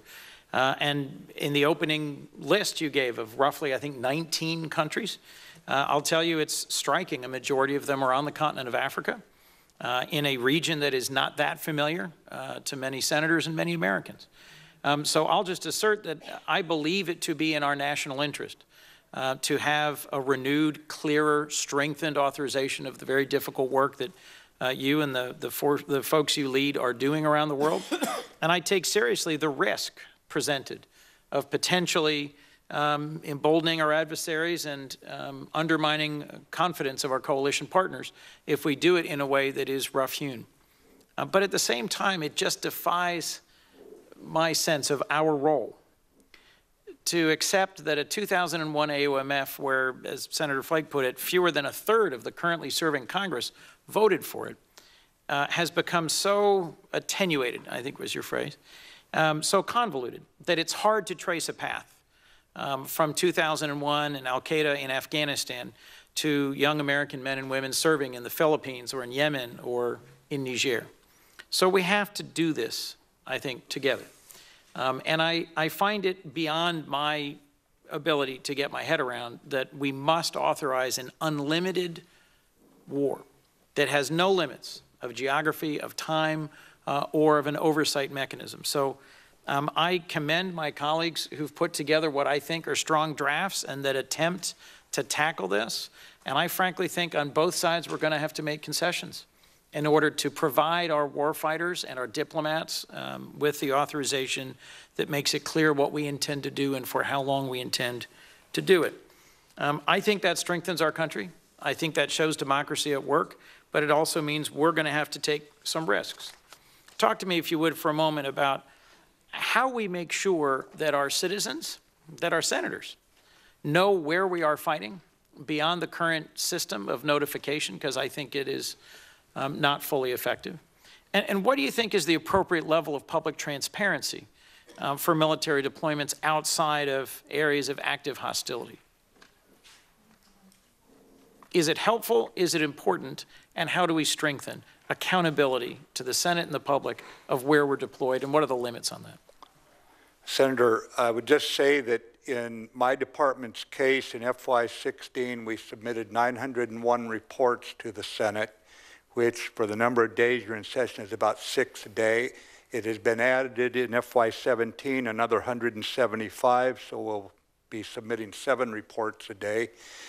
Under the War Powers Resolution notification that comes in, Niger has been reported every 6 months under the previous administration, as well as under our current administration.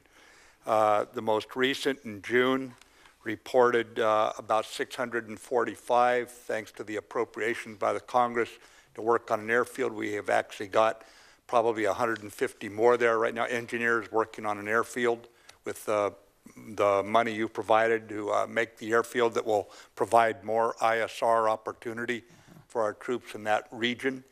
So I think the most important thing is we look at the reports we're giving you to see if we're just burying the important information inside a mass of reports that pour into you every day, literally, and make sure that maybe tier 1 issues that, and this would be, you would decide tier 1, that we're highlighting that information to you to include in any closed hearing briefings that filled in any gaps you sensed. Thank you, Mr. Secretary. Secretary Tillerson.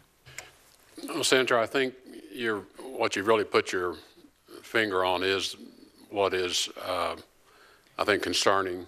I'm hearing concerning this committee and others, and that is the level of transparency and understanding of where our forces are deployed and in what role they're deployed and to what levels they're deployed, and what's the expectation for the likelihood of combat engagement.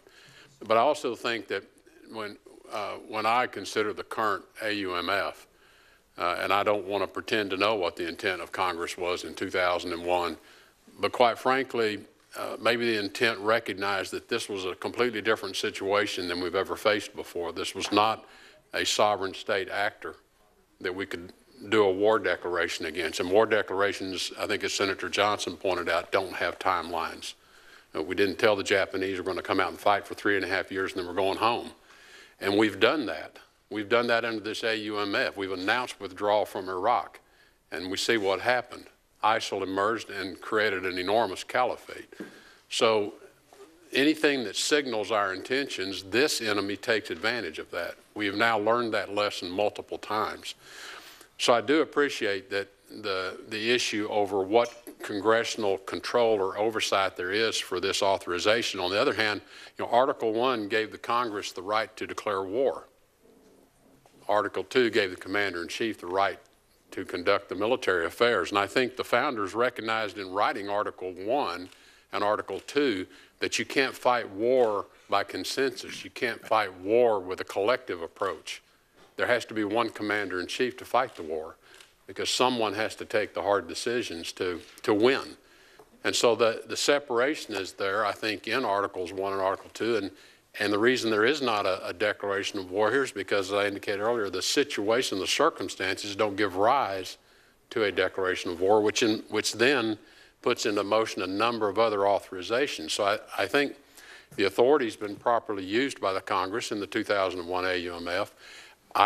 As Secretary Mattis, I think, would welcome a strong statement from the Congress, but in many respects, the Congress can express its will now, 16 years later, and say this authorization is still valid, and it's serving the purposes of this war against this very unique and unusual enemy that we will fight for we don't know how long, or for where, or with what forces. That is the nature of this fight that we're in. Well, Mr. Secretary, I'd like to thank both of you. I'll just comment in closing. Having spent time in West Africa, I am particularly concerned about the ways in which associated forces morph and change, affiliate and disassociate, and the way in which who we are fighting metastasizes, more at their choice and direction and timing than ours, and how it's possible for something like Boko Haram to split into two and to become now two enemies, one al-Qaeda affiliated, one ISIS affiliated, but without a significant amount of direction or funding or control from a core enemy. This is a different kind of fight than we've been in as a nation before. And I do think our constituents expect some sense of strategy, trajectory, timeline, and cost. Yet I am not blind to what you raise as the very real risks if we undermine the confidence of our coalition partners and our troops by failing to deliver a strong consensus AUMF. I look forward to working on that with you both, and I thank you, Mr. Chairman, Mr. Rankin. I will say, before turning to Senator Isaacson, with few exceptions, I've been here 11 years, I really haven't heard a member specifically raise questions or criticize efforts that are underway against ISIS, al-Qaeda, Boko Haram. So I know everybody's concerned. I mean, I know that when this began, no one expected in 2001 that we'd be continuing as we are today. I understand that, and I would like for us to strive for a balance. But in fairness, and we may hear it, I know there's one member here that may express that in just a moment, but I really haven't heard a member go down to the Senate floor and criticize the Bush administration as it relates to al-Qaeda now, the Bush administration, the Obama administration, or this administration yet, relative to the activities they have underway. It does seem to me that the Senate and the House, generally speaking, do support the efforts that are underway. So with that, Senator Isaacson. Thank you, Mr. Chairman. Senator Mattis, I want to thank you very much for mentioning the name of those 4 soldiers in Niger who lost their life last week. In particular, I want to be sure and mention Dustin Wright from Lyons, Georgia, who was one of the 4 troops who lost his life.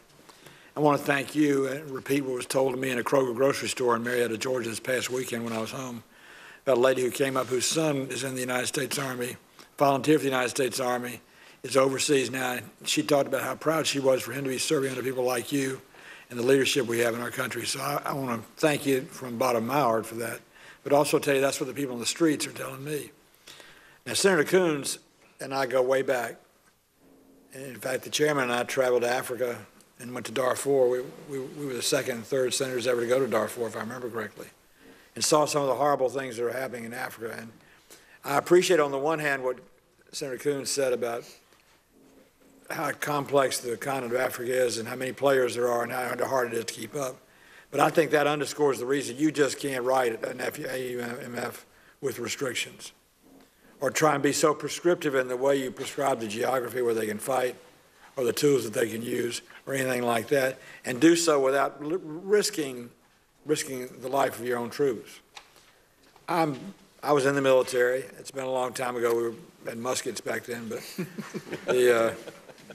I remember the limitations on your ability to serve and what you could do, the rules of engagement, were affected, I'm sure, by the AUMF at the time. I'm sure the AUMF, the rules of engagement flow down from the AUMF. Am I right? Yes, sir. So when we're writing an AUMF here to restrict our soldiers, geographically, methodology-wise, or any other way, in the end we're potentially affecting the rules of engagement they have on the ground in countries where there are no rules, like Niger and the other countries we talk about in Africa. So I think we have to be very much aware the people who are working for us, or the people who we're working from are our constituents. The people who are working for us are our soldiers in the field, our airmen, our soldiers, and our naval personnel. And they operate under rules of engagement where they are limited to what they can do to carry out their mission. And those limitations are somewhat affected by the AUMF that exists at the time. So I just want to bring that point out. We have to be very careful about what we're not just dealing with limitations we as senators want to have our country to have. We're limiting the people who are out there as volunteers fighting to save our country day in and day out in some very dangerous places. Am I right? Well, you are, Senator, in terms of geography or time, this sort of thing. And I think that people run on hope. And if the enemy hopes we're going to quit on a certain day, or if they know we won't deal with them if they step over a certain border, then the enemy is going to do exactly that. As our sergeants say in the military, the enemy gets a vote. Absolutely. By the way, your comment about a rock and roll band, it piked something in my mind. My staff's going to get mad at me for doing this. I'm ad-libbing now, but I've come from Athens, Georgia, and went to the University of Georgia. It has founded a lot of bands. One of the best ones is Widespread Panic. And that's what happens in continents like Africa, the type of countries right there. You're not dealing about an enemy that's just a country. You're talking about groups within those countries who are waging war in their own country that we end up getting engaged with one way or another. My next question, Secretary of State Tillerson, from the standpoint of any limitation whatsoever, from your testimony, I take it that you don't think there should be that if we were to write a new AUMF, it ought to simultaneously go into force and replace the one that exists today. There should be no gap. is that correct? Yes, Senator. We cannot afford to have any gap in terms of our authorities. And like Secretary Mattis, you don't think there should be any limitation, geographic or otherwise, in that AUMF? No, Senator. This is the nature of the enemy we're confronted with today. And we have to be ready to make the decisions that those lack of limitations allow us to make at the drop of a hat in today's type of warfare and today's type of conflict around the world. I think we have seen how quickly this enemy can collect itself, raise forces, and overrun territory. We saw that happen at an astounding level of speed in Iraq. My last comment, I've been giving a lot of thought to this issue for a lot of reasons. One of them is North Korea, which is a serious problem that that all of us recognize as serious. I don't know we all recognize it's as serious as it really is. But I was in college in the early 60s. John Kennedy was president of the United States. And it was a period of time where the Russians put missiles in Cuba and had the potential of launching missiles 90 miles north in the United States and into Miami. And that was you talk about a huge issue, got everybody's attention. For those few, Miss Sheen wasn't here. She wasn't even born then, I know, but most everybody in this room wasn't here. But there were tough times and perilous times. President Kennedy did a great thing in that conflict because there was a book, 7 Days in May, that described each of them. But he took it. We got to the point where we had done the aerial photography. We had the evidence. It was clear that missiles had been installed in Cuba. Khrushchev had beat his shoe on the table and talked about how he wasn't going to take them out. And Kennedy had done everything but tell him yes, he was, and left themselves wiggle room. And finally, President Kennedy and his brother Bobby sat down one night and decided it was time to draw a line that he would have to cross. And they used an embargo on an island as a line, a red line in the sand, so to speak. And now I know North Korea is not an island. I don't want anybody to think I'm comparing that.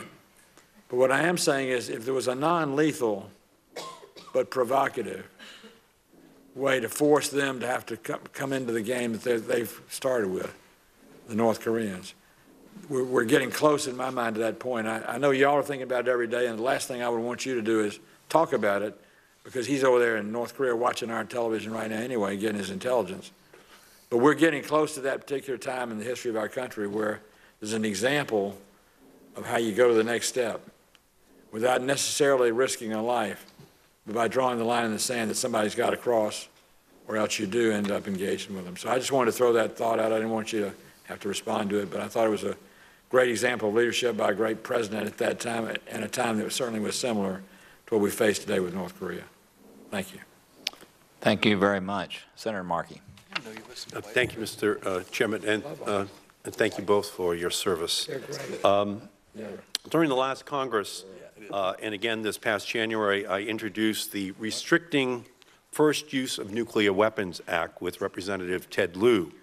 This bill would ensure that no president can launch a first-use nuclear attack against any target anywhere without a declaration of war from Congress. Under existing laws, the President possesses unilateral authority to use a first-use nuclear strike on anyone, anywhere around the world, even in the absence of a nuclear attack against us or our allies. There is no question that since the dawn of the nuclear age, it has been essential for the President to have clear authority to respond to nuclear attacks on the United States, our forces, or our allies. But in my view, no one person should have the power to launch a first-use nuclear strike without congressional approval. Under Article 2 of the Constitution, the President has authority to repel sudden attacks as soon as our military and intelligence agencies inform him of such an attack. Nothing in our bill changes the President's authority to use nuclear weapons against anyone who is carrying out a nuclear attack on the United States, our territories, or our allies. What we do propose is a common-sense step to check any President's authority to launch a first-use nuclear strike by prohibiting such a strike unless explicitly authorized by a congressional declaration of war. Since the dawn of the nuclear age 7 decades ago, we have been relying upon cooler heads and strategic doctrine to forestall the unthinkable, but too often those kind of ad hoc measures seem less reassuring than ever. Do you think, Secretary Mattis, that the President has the authority to launch a first-use nuclear strike without congressional approval?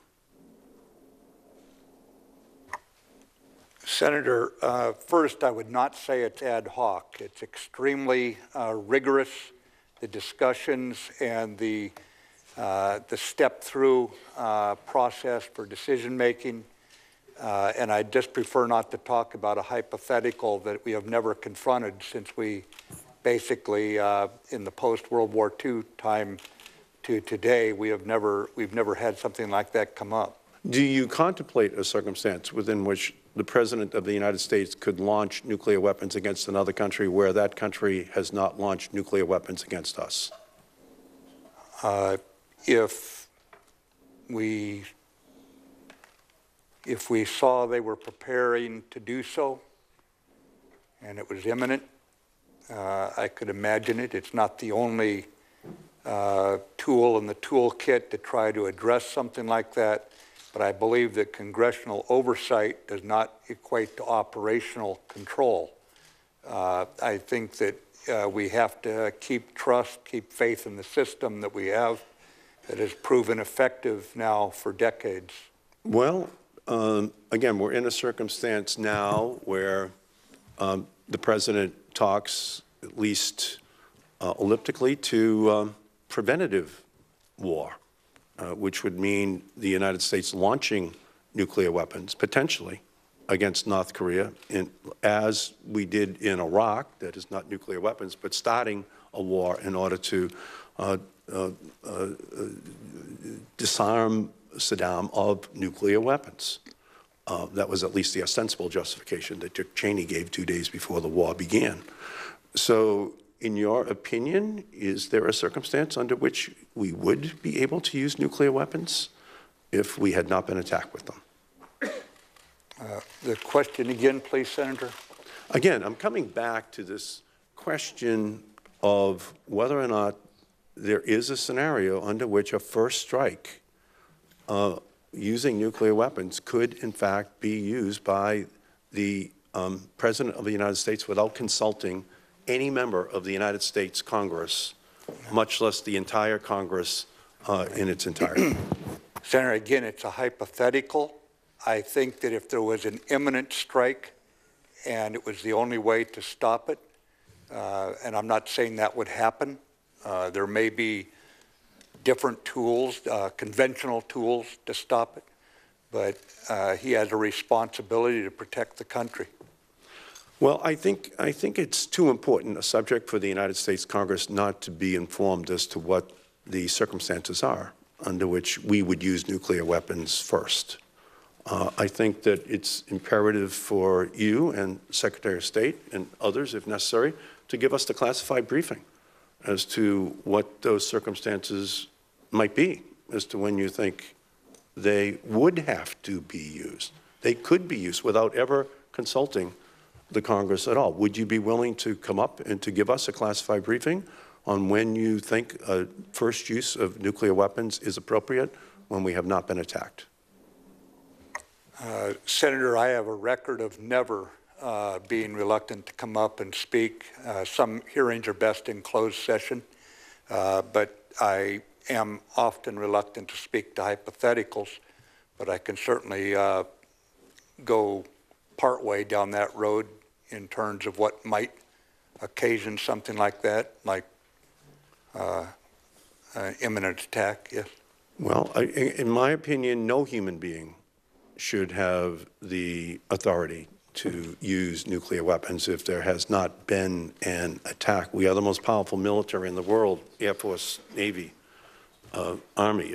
If there's a threat that is conventional, then we have a conventional response. But if nuclear weapons are used, I think that there has to be a process by which the United States Congress is consulted. This is not something, in my opinion, which is any longer hypothetical. I think it's something that President Trump contemplates, although I will add that we introduced the legislation when Hillary Clinton was ahead by 7 points last September. So it has to do more with whether or not any president should have this authority unfettered. What would be the process right now to use nuclear weapons? What would the president have to go through? Could you walk us through what that consultation would have to be? We'll walk that through in another hearing, if it's okay. And just for what it's worth, we've had, I know that you have asked about this, and I appreciate that. Other members have asked the same. We've met with CRS and understand that there hasn't been a hearing on this topic through them, that it could be incorrect, since the 1970s. And so we do plan to have a hearing to walk through how the process works, You know, there's multiple scenarios that come into play, and I think a full hearing would be much better than a 1-minute response. Thank you, Mr. Chairman. Senator Risch. Well, gentlemen, thank you. Thank you for your service.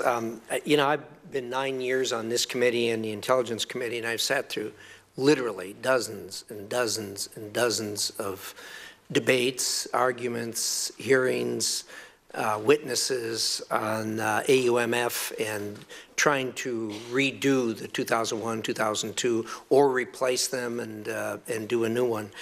And I'm struck with a number of things after all that time.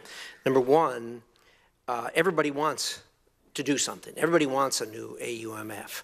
And the parties on both sides are working, I really believe, in good faith. It certainly isn't a partisan exercise. There's people on both sides working on a bipartisan basis to do this. The second thing that has struck me is I have seen dozens of iterations of what a bill would look like or a resolution would look like.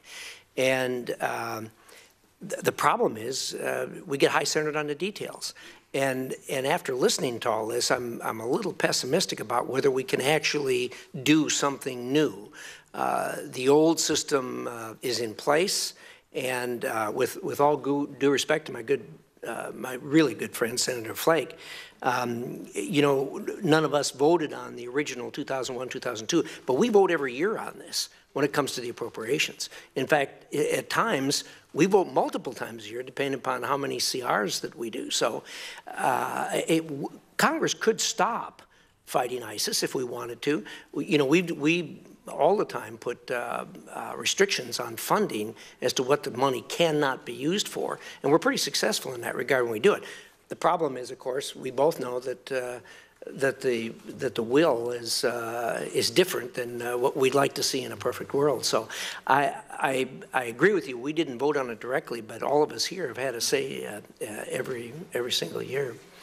In any event, you know, the Founding Fathers had a really good idea. They said, look, the first branch of government, the legislative branch, should decide when we're going to war. Really good idea, because we're not made up of the military branch. The military branch is the one more likely to pull the trigger quicker than the civilian branch is. So they put that in our hands. The other idea they had, which was also an excellent idea, is that Congress wouldn't run the war.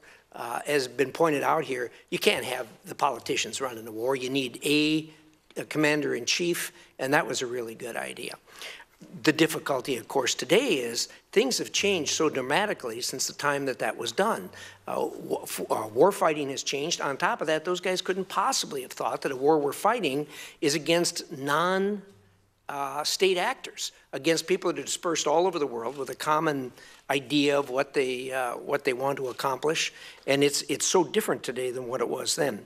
So where does that leave us? I think we've got the constitutional provisions, which are pretty clear. We've got the War Powers Act, which you can argue is constitutional in all or in part, and we're moving forward, but we don't seem to be headed towards a resolution on this AUMF. I'd like to get your thoughts on an issue that's only been touched on. We've talked a lot about terrorism because that's where the fight is. But I think North Korea has been raised a couple of times, and to me, that is the biggest issue that we have. Well, if you're going to describe big, what happens when somebody knocks on the door of the Oval Office and says, "Mr. President, North Korea has just launched. What do you want us to do?" And look, there's no time for an AUMF. There's no time to get the lawyers involved to determine what can or can't be done, and somebody's got to make that decision. So I appreciate Chairman's thoughts that we should have a separate hearing on this particular issue. But I'd like to get your thoughts on what. And I know the lawyers are on both sides of this. I've heard cadres of lawyers argue whether the president has this power, whether it's limited, whether Congress has that power. I'd like to get your thoughts under the scenario I've just talked about. As far as the terrorism thing, we deal with that regularly in the Intelligence Committee and on this committee. Tell me about North Korea. What happens? What happens if somebody knocks on the door and says, "Mr. President, they've launched"? In summary, I'm not going to ask you to give us anything classified, obviously. The first step, of course, would be that our ballistic missile defense forces at sea and in Alaska, California, the various radars would be feeding in, and they would do what they're designed to do as we make every effort to take them out. The response, if that's what you're referring to, after the immediate defense would, of course, depend on the President and laying out options, a wide array of options, I will tell you, and in alliance with our allies as well, I might add, because many of them have roles to play here, have indicated they'll be with us. And we would take the action the President directed, and I'm sure the Congress would be intimately involved. Well, and of course, under the scenario I've outlined, this is a matter of minutes, not a matter of days or even hours. Defenses will go, sir. We don't do any. I mean, the President will be woken up or whatever, but our commands are.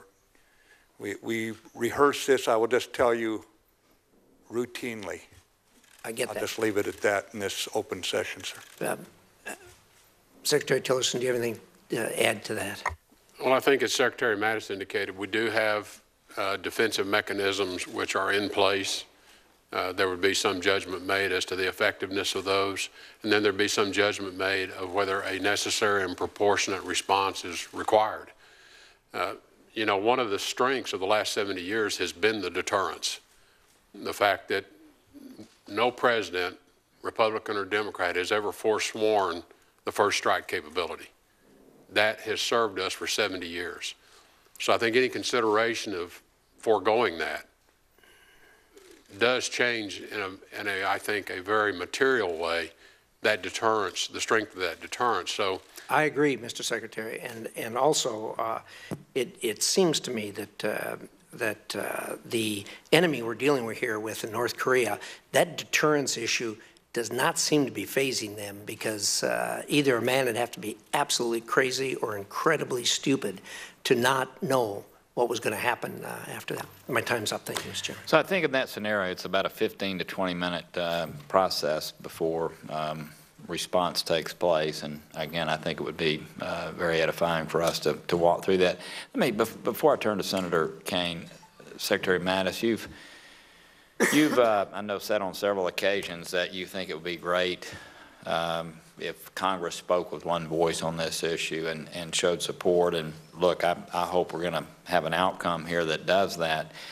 But does anybody get any sense anywhere in the world that the United States and the people that are within the United States are somehow divided over fighting ISIS, al-Qaeda, and groups that spin off? Chairman, there have been times when allies and even, I think, our adversaries have been convinced we were willing to give up and pull out of certain theaters. Yes, sir, I think so. But those are operational aspects. I think as far as our antipathy. And you're really speaking more, there to what happened in Iraq and what happened. What are you speaking to when you say them being concerned about it? Pulling out, announcing the pullout from Iraq, sir, obviously that was one of the reasons ISIS had a chance to grow. When we were talking about pulling out of Afghanistan, we had a total of 50 nations in the field fighting the enemy. As we were pulling out, we've now dropped to 39. That's turning around, and those allies are coming back on board, adding troops based on the rollout of our South Asia strategy. So you can see what happens as both, when we started pulling out of Afghanistan, people thought, well, maybe the Taliban will want to make peace then. Some of us doubted that, but in fact, they accelerated their campaign. So you see the enemy's response, you see allies, 11 of them, leaving the field when they saw us saying we were going to leave. So yes, it does have an effect, but I don't think it's that the enemy believes the American people are suddenly willing to vote for the kind of things our enemy exists for, believes in, but they at times question whether or not we have the will to stand the strain. Thank you very much. Senator King. Thank you, Mr. Chair. The question of this hearing is whether we can be in an endless war with no congressional vote against newly formed terrorist groups all over the world forever. We're in year 17, and I've heard testimony before that this could go on for generations with no vote of Congress. The recent deaths of 4 American troops in Niger and the news about a June death of a Green Beret in Mali while deployed there on a special forces mission raised many questions about the geographic scope of America's military campaign against terrorism. And I repeat what I've often said in the last 4 years. It's time for Congress to have a public debate and vote about an authorization for U.S. military action against non-state terrorist groups. Many of us believe we're legally required to do so. Others believe, if not required, we would be wise to do so. Secretary Mattis has testified in support of this on earlier occasions, as has the Chairman of the Joint Chiefs of Staff, General Dunford. Our troops and the American public deserve an open debate and vote on the extent of military operations, if not in year 17, in year 30, in year 40, in year 50. Mr. Chairman, I want to introduce for the record a contract solicitation issued by the Navy in 2014 seeking to contract with an entity able to provide casualty evacuation, search and rescue, and personnel recovery in connection with, quote, high-risk activities in Africa. It designates 14 nations, 5 of which have been identified to Congress in War Powers notice letters. I find no fault with the contract solicitation. You have to plan, but I believe that this level of planning, and this is from the Obama administration era, demonstrates a contemplated scope for American counterterrorism activity in Africa far greater than what has been briefed to Congress and significantly greater than what the American public understands. To our witnesses, Senator Flake and I have introduced an authorization for military action against ISIS, al-Qaeda, and the Taliban to replace 2001 and 2002, and to finally engage us in our Article I responsibility. You signed a letter to Congress on September 5th opposing the proposal. I'll introduce that for the record as well. I think we can stipulate that this administration, like the 2 preceding administrations, believes that the 2001 authorization in 2002 gives it broad power in this area and would rather not have any congressional revision. But we have a job to do, the Article I branch. So let me ask you about your reasoning. Your first objection to the letter to the proposal is that, quote, the legislation would arbitrarily terminate the authorization 5 years after date of enactment. This is inconsistent with the conditions-based approach in the President's South Asia strategy. Such a provision could also unintentionally embolden our enemies with the recognizable goal of outlasting us. The annual NDAA we pass every year expires every year, but Congress still manages to pass the next NDAA. And appropriations bills and continuing resolutions expire every year, and then they're followed by subsequent appropriations.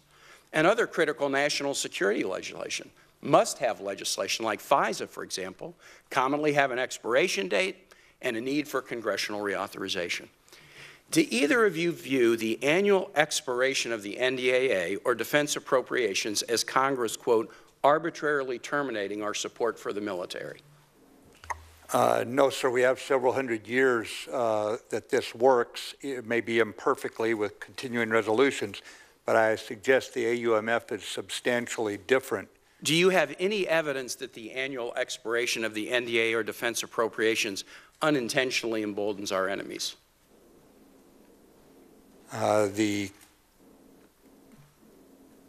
continuing resolution is certainly inhibited our ability to adjust the military to the modern threat. Do you think the enemies are emboldened by thinking that we won't pass a CR or won't pass an appropriation?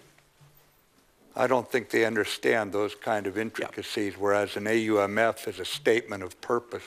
You count on being able to get the next NDAA passed and the next appropriations bill passed because you have confidence in your request and you have confidence in Congress to take seriously the need to defend the United States. Isn't that correct?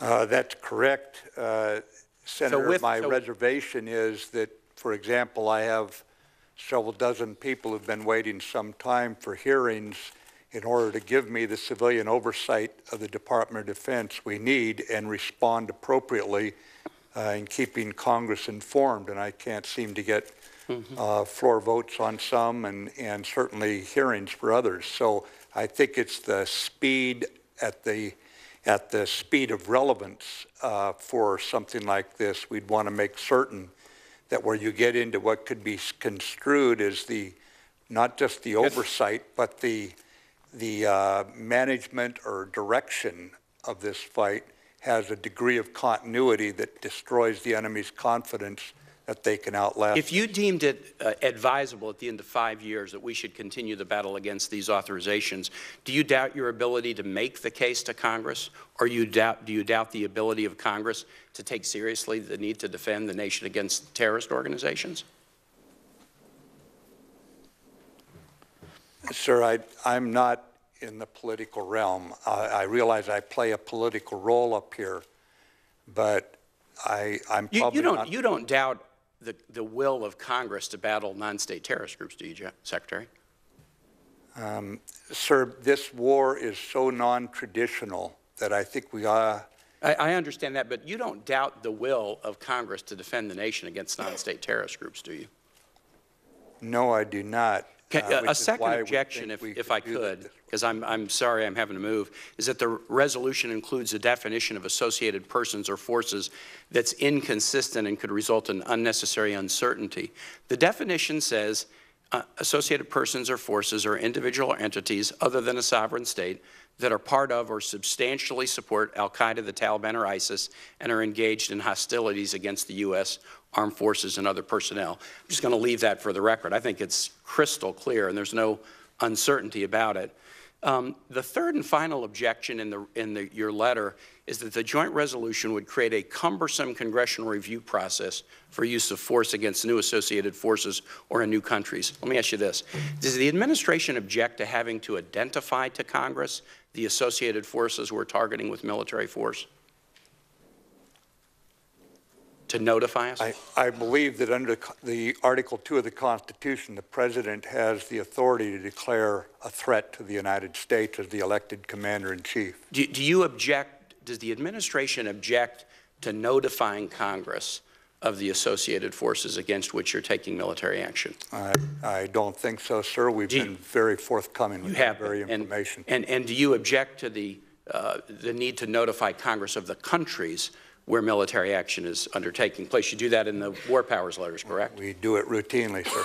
That's all that Senator Flake and I have in our resolution. We require you to notify us about countries and notify us about associated forces, and you can immediately take action against them, subject only to a resolution of disapproval by Congress, which is the current law.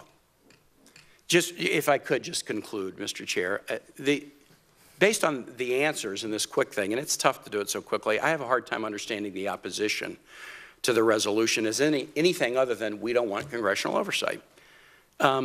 There's a 5-year sunset reauthorization with an opportunity to extend, just like we do in FISA, just like we do in the Patriot Act, just like we do in NDAA, just like we do in appropriations. The associated forces definition is extremely clear. The process for countries is not a geographic limitation.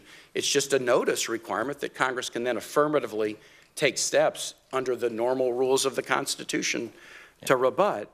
I recognize that the administration feels like it doesn't want any more authority, but to quote my colleague, we're more than a feedback loop.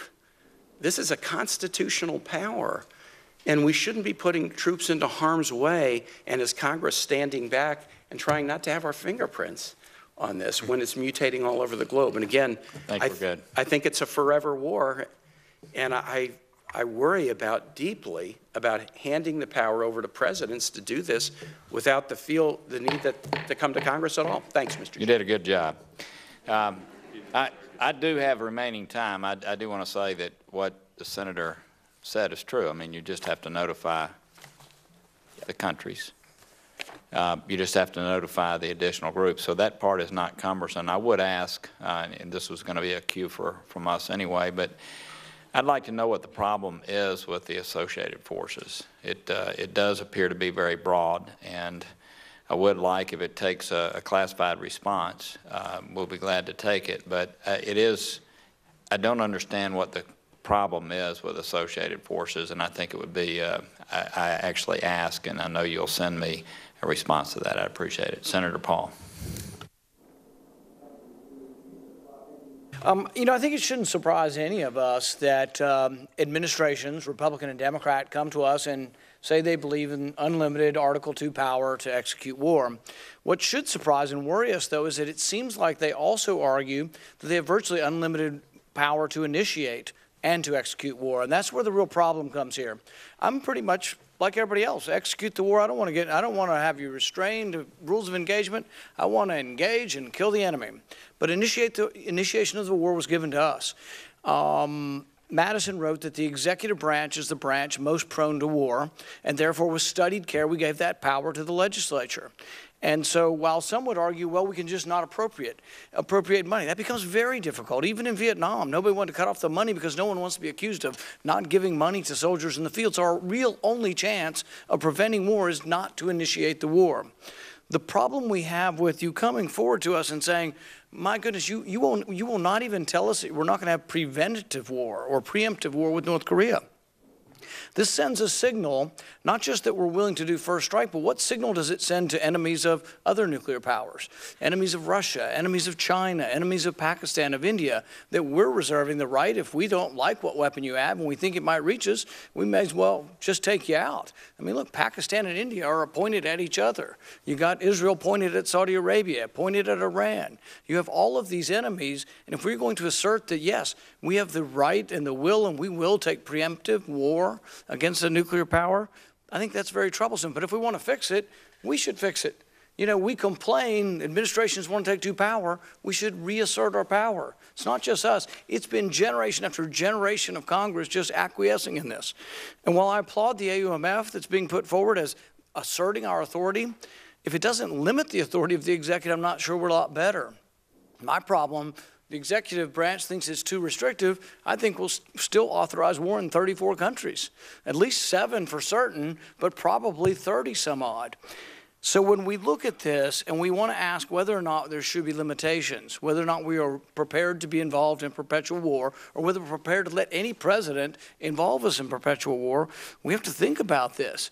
I mean, the war started in the first generation after Muhammad. I mean, when you got Ali Hussein and Yazid the first fighting in 680, they still remember the Battle of Karbala.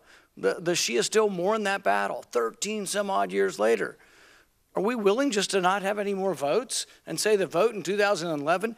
No intellectually honest person thinks 2001 has anything to do with this. I promise you that. It says specifically we're going after the enemies who attacked us. ISIS had nothing to do with that. Nobody in Niger has anything to do with 9/11. Other than they have sort of this ideology of radical Islam. But I don't think we gave the executive branch a blanket authority just to go to war anywhere they want against people who they say are a part of radical Islam. Ultimately, there's going to have to be diplomacy involved in this as well. You know, how are we ever going to end the war? Is there ever an end to this war? But really, the crux of the argument is over who has the power. You say you've got it. Dick Cheney once said that it should be unconstitutional to challenge Article II authority, which he also meant to be unlimited, basically. The Constitution was very clear. We were supposed to initiate war. Doesn't matter whether it's a state or a non-state actor, initiation of war comes from Congress. And I believe that very strongly. And I think if we all did, we should assert our power. We have the ability to assert our power, and we should resist when the administration, anyone, Republican or Democrat, comes before us and tells us they believe the ability to have preemptive war anywhere, anytime, and they have the ability to continue to fight a war against an ideology wherever they perceive it to be. So I think it's very, very dangerous, and this should be a wake-up call to all of us, and if we can come together. What I would say, though, just passing AUMF is not enough for me, because it should be an AUMF that does give us some hope of someday coming to an end, and someday there will be an end to the war. I see no end to this war historically. I think the war and the answers are going to come from within Islam. I think Islam's going to ultimately have to stamp out. I think we're a target everywhere we go, and yes, we can defeat anyone, but I don't think in the end it ends the war. I mean, we went to Yemen. You guys just did it on your own. So you're in a new war theater now. You're involved with Saudi Arabia there. You got 17 million people on the point of starvation in Yemen. and we're assisting and aiding the Saudis in blockading. We give them weapons. They kill civilians. They killed 150 people in a funeral procession. So when we go to a village and you guys come and say, oh, we got great information, which no one will tell me specifically what the information came from that village in Yemen, but when we went in there, unavoidably, and I don't blame our soldiers, I blame us, the people in charge, but women and children were killed in that village. What do you think? And you say, well, we didn't try to do that. Sure. But what do you think they tell about us in the surrounding communities? What do you think they say about the time the Americans came in the night and women, children, and a whole village is wiped out? What do you think they say about that? They'll repeat that by oral tradition. The same way they remember Karbala from 680 AD, they're going to remember this. So I don't think we can kill more than we create in the process. So ultimately, there's going to have to be another way that involves some diplomacy, some discussion.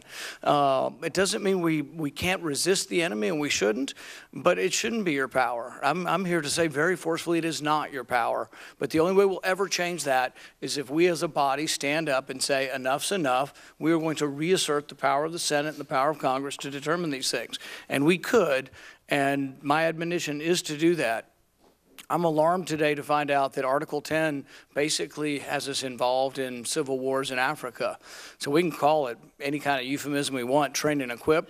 But it sounds like you've got a conflict going on there. You've got conflict going on in Nigeria. We have 6,000 troops in 54 countries in Africa, and we should just blithely say, oh, we were given this authority under Article 10 to be anywhere, anytime. I was alarmed that you were going to justify it with 9/11. I'm even more alarmed that Section 10 or Article 10 sounds like you believe you can be anywhere, anytime, whether there's a war going on or not.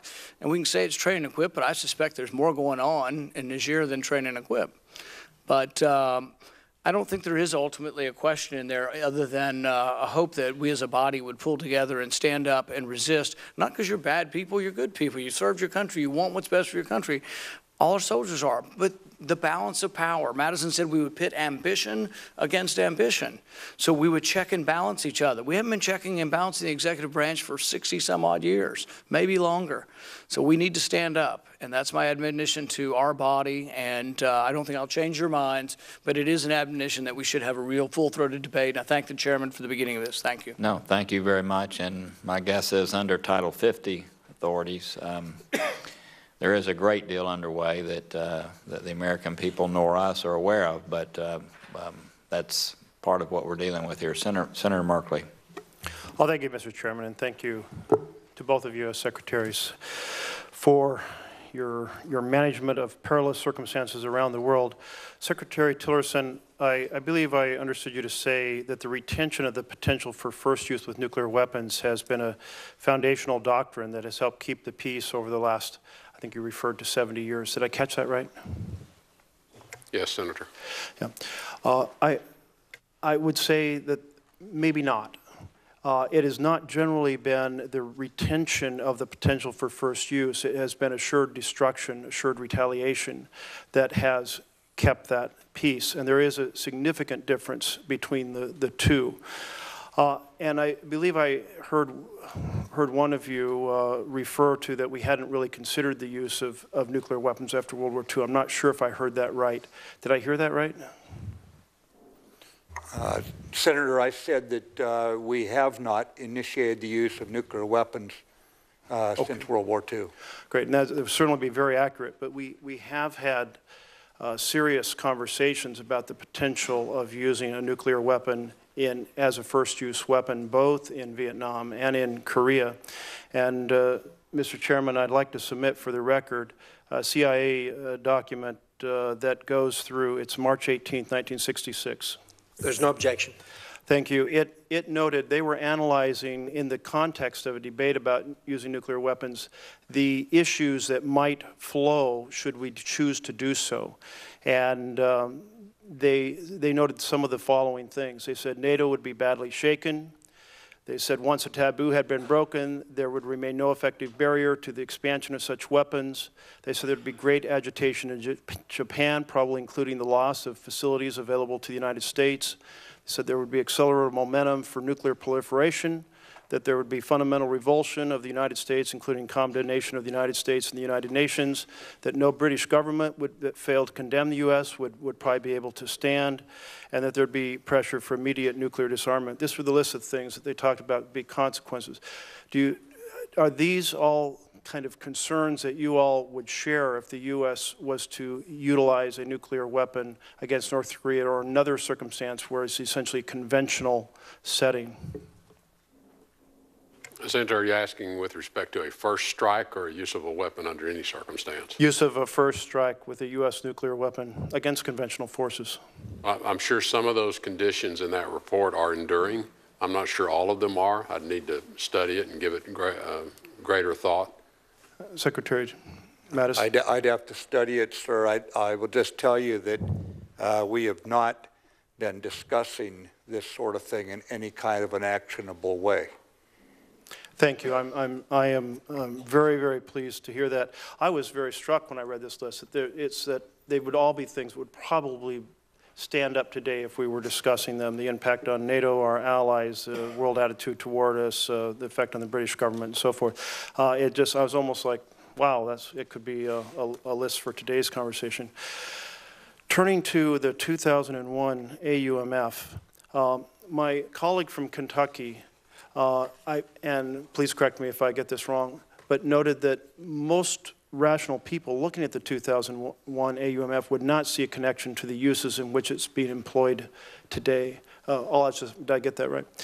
And I have it here in my hand, and earlier, Secretary Tillerson, you noted that you weren't sure of the motivations behind that AUMF, but it's so clearly laid out in the whereases of that AUMF, and it is very specifically targeted to use all necessary and appropriate force against nations, organizations, or persons planning or authorized or committed or aided the terrorist attacks that occurred or harbored such organizations or persons.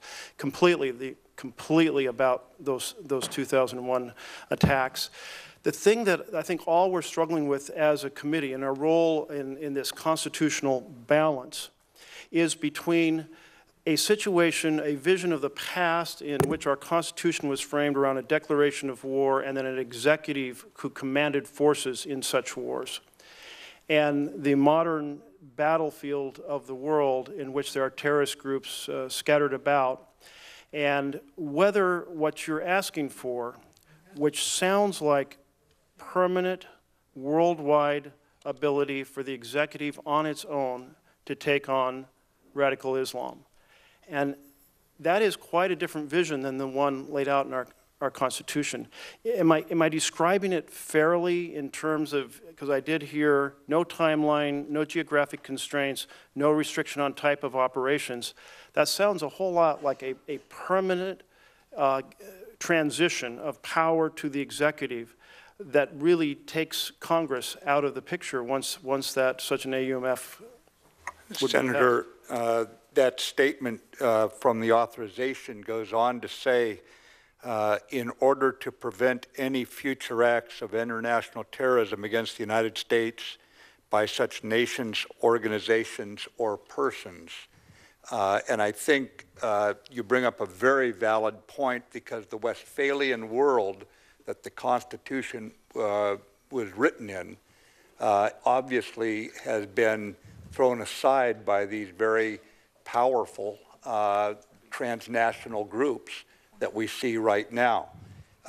And so however we deal with this to keep Congress's legitimate, strong constitutional power in play has got to recognize that traditional forms of warfare are no longer used.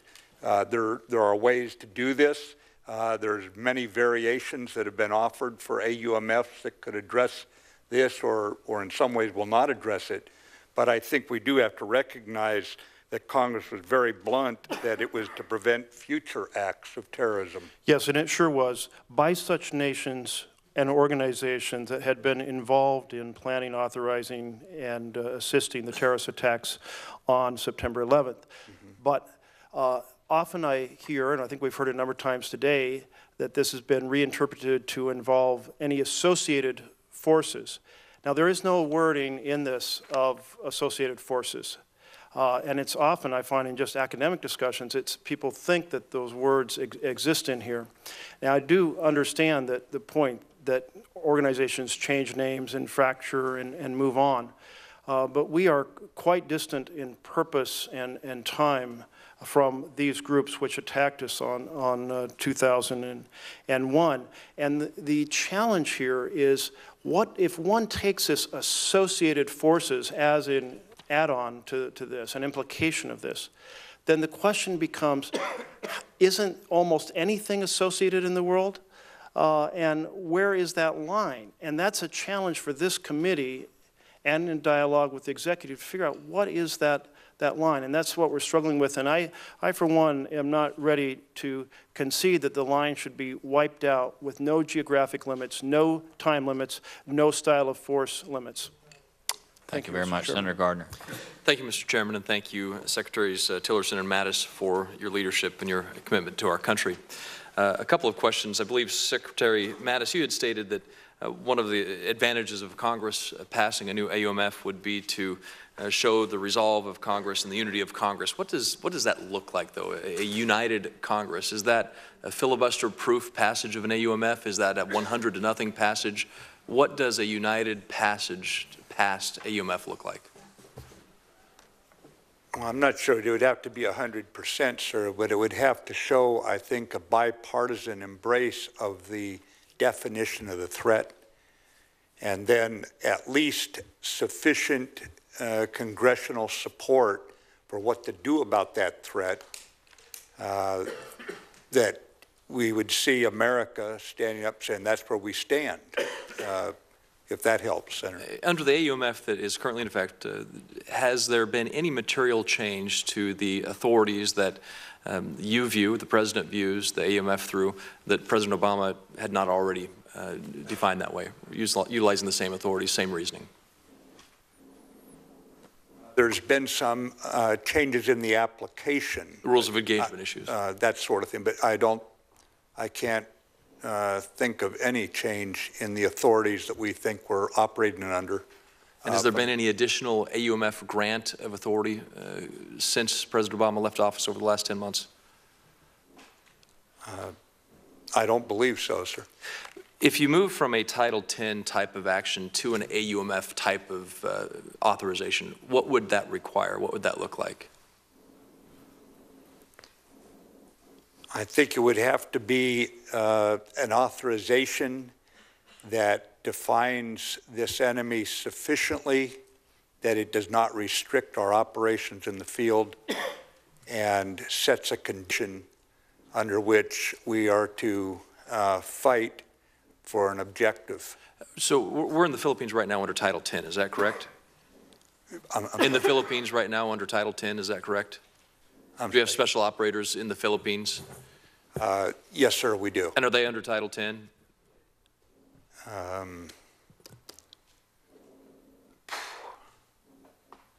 Well, assuming... I know we've had them there under Title X. The difference is that now with the fight going on in Marawi, I believe we've reported them under other authorities as well, AUMF, but I'm not positive. I need to check on that. So is that a presidential declaration? Is that a determination by you? I mean, is there a cold break between a Title X action and a 2001 AUMF action? Well, if troops were to be sent into direct combat, which they are not in the Philippines, we're supporting again with intelligence, surveillance, reconnaissance, that would cause us under the War Powers Resolution to notify you of that.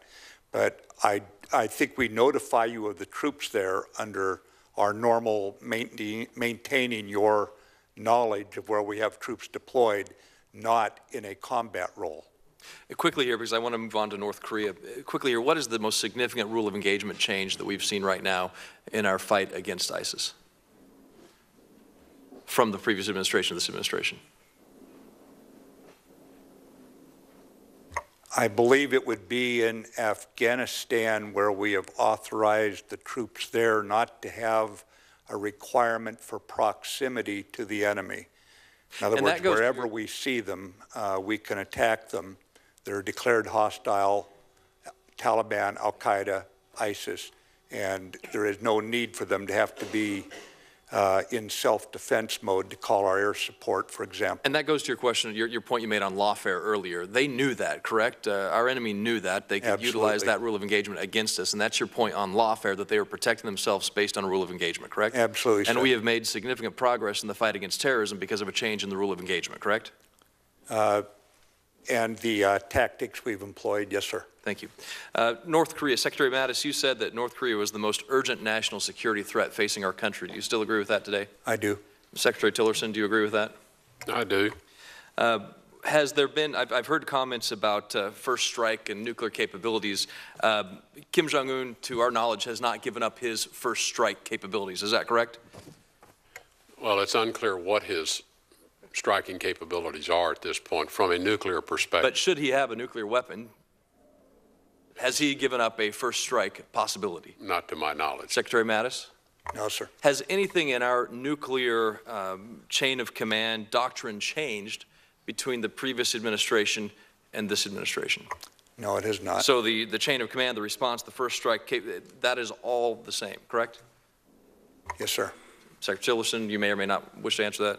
No, as far as I'm aware, nothing has changed. Thank you. Additional question on North Korea. You have said, Secretary Mattis, I believe, that if there was an action going into North Korea under Article 2, the President would obviously act if need be, but an AUMF would be required for further operations. Is that correct? I would think an AUMF, a declaration of war, you know, it would depend on the circumstance. So I'd have to see the circumstances surrounding the requirement to engage in conflict, sir. Thank you. And I know that you have made, at least in the last week, Secretary Tillerson, with the Department of Treasury, announced several new sanctions against Chinese entities. Are there more Chinese entities forthcoming in the sanctions as it relates to North Korea? There are additional sanctioning targets that Treasury has developed. Thank you. And I'm running out of time here, so a couple brief questions for you. Secretary Mattis, do you believe the Iraqi security forces' use of U.S. armor is legal under the Iraqi Constitution as it relates to what is taking place right now with the Kurdistan? Sir, right now we've got a pause in the activity on both sides as a result of the referendum, and I think we are talking our way through it right now. Well, I'd like to have an answer, though, on the Iraqi security forces' use of U.S. armor and whether that is legal under the Iraqi Constitution and whether Iranian involvement in the current situation could create further implications under U.S. law as it relates to the use of that equipment. That's one question I'd like to have an answer to. The second question relates to Section 702 reauthorization. I know Senator Kaine mentioned FISA reauthorization earlier. Is the Department of Defense asking for Section 702 to be reauthorized as part of the Defense Authorization Act Conference Committee? I need to talk with the President about that, sir. Thank you. Before turning to Senator Booker, I do think as we move through this, the lawfare issue that you brought up relative to Afghanistan, that was a significant problem. Our enemies were aware it existed, and they took advantage of it. And I think that was a very good line of questioning also. Senator Booker. Thank you, Mr. Chairman. Thank you, gentlemen, for being here, and I appreciate your service to our country. Secretary Mattis, right now in Niger, it's becoming a pretty significant beneficiary of a lot of DOD activity, a lot of DOD funding under the Train and Equip, Global Train and Equip program. To my understanding, there's a new Air Force facility in Agadez amounting to hundreds of millions of dollars. Is that correct? That's correct. We're seeing a lot of talk now about continued military operations in the region, continued investment of U.S. troops as well as resources. Is that correct? Senator, we've been operating in Niger and the surrounding area for about a little over 20 years now. Yes, sir. But my point is that there's been a significant increase of recent. There has been recently as we try to build them up to take care of their own security. And at the same time, we're seeing that at least a proposed budget from the administration for food peace programs used to total about $33.8 million. The proposed budget is now being cut to $1.6 million for all bilateral aid to Niger. Is that correct, sir, to your knowledge? I'm going to have to go back and look at the figures. Those figures are correct, so in the proposed budget. So in other words, a massive ratcheting up of our military operations, at a proposed decrease.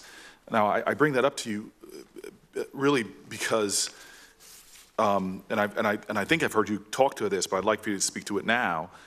You know, we're seeing in a lot of these states we're involved in Africa very different conditions often than we've seen in other places where we've been involved in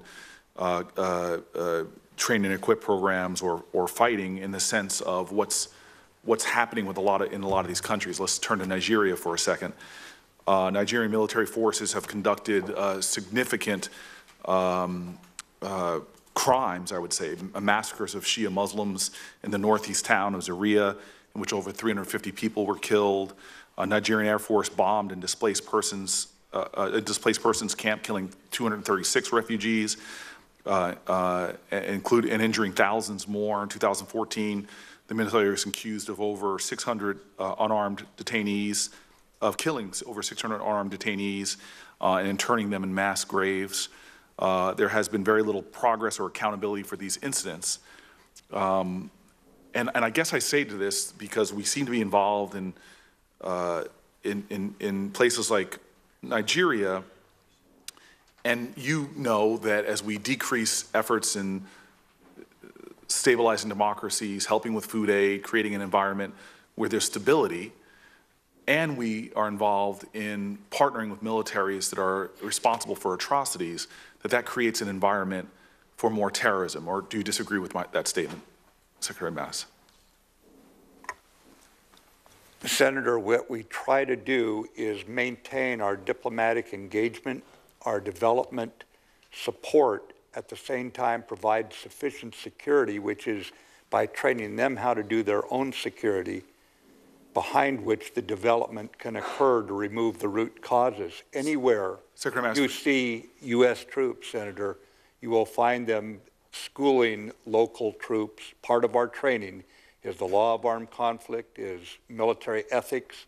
We're the good guys in trying to get this across. I don't take issue with that at all. What I take issue with is that you're saying we try to maintain our efforts at diplomacy and food support, because that's not reflected in budget numbers. Let me just continue to the point I was trying to make, that there's a lot of extensive research, which I'm sure you're aware, that in addition to socioeconomic status, excessive force by police and military forces engenders deep grievances that lead to radicalization. And the heavy-handed responses from military drives recruitment and violent extremism in organizations that often then lead to terrorist activity. You're aware of that research? I'm not aware of what we'd done in May of 2014 when 276 Nigerian girls were kidnapped. I don't find the connection between our activities and Boko Haram's kidnapping of hundreds of girls. I wasn't making that connection, sir. I'm simply making the point, as Senator Paul made within Yemen, for example, that when we're engaged in counterterrorism activities, partnering with military operations like we're seeing with Saudi Arabia, like we're seeing with the Nigerian forces, and they're conducting operations in a way in which civilians are killed, in which atrocities are accomplished, that, in your opinion, does that in any way often drive the creation or the conditions for radicalization? I understand, Senator. It certainly could. I assure you what we're trying to do is to keep that from happening, those very things. And in this case, the United Nations recognized government in Yemen is fighting inside a civil war there to try to restore that government. And if we don't get it restored, then that will set the conditions for the very kind of growth of terrorist groups that you've mentioned.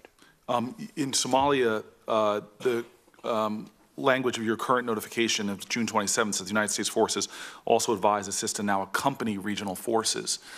Is that a change that means that we could be accompanying regional forces, means a potential combat role for troops in Somalia?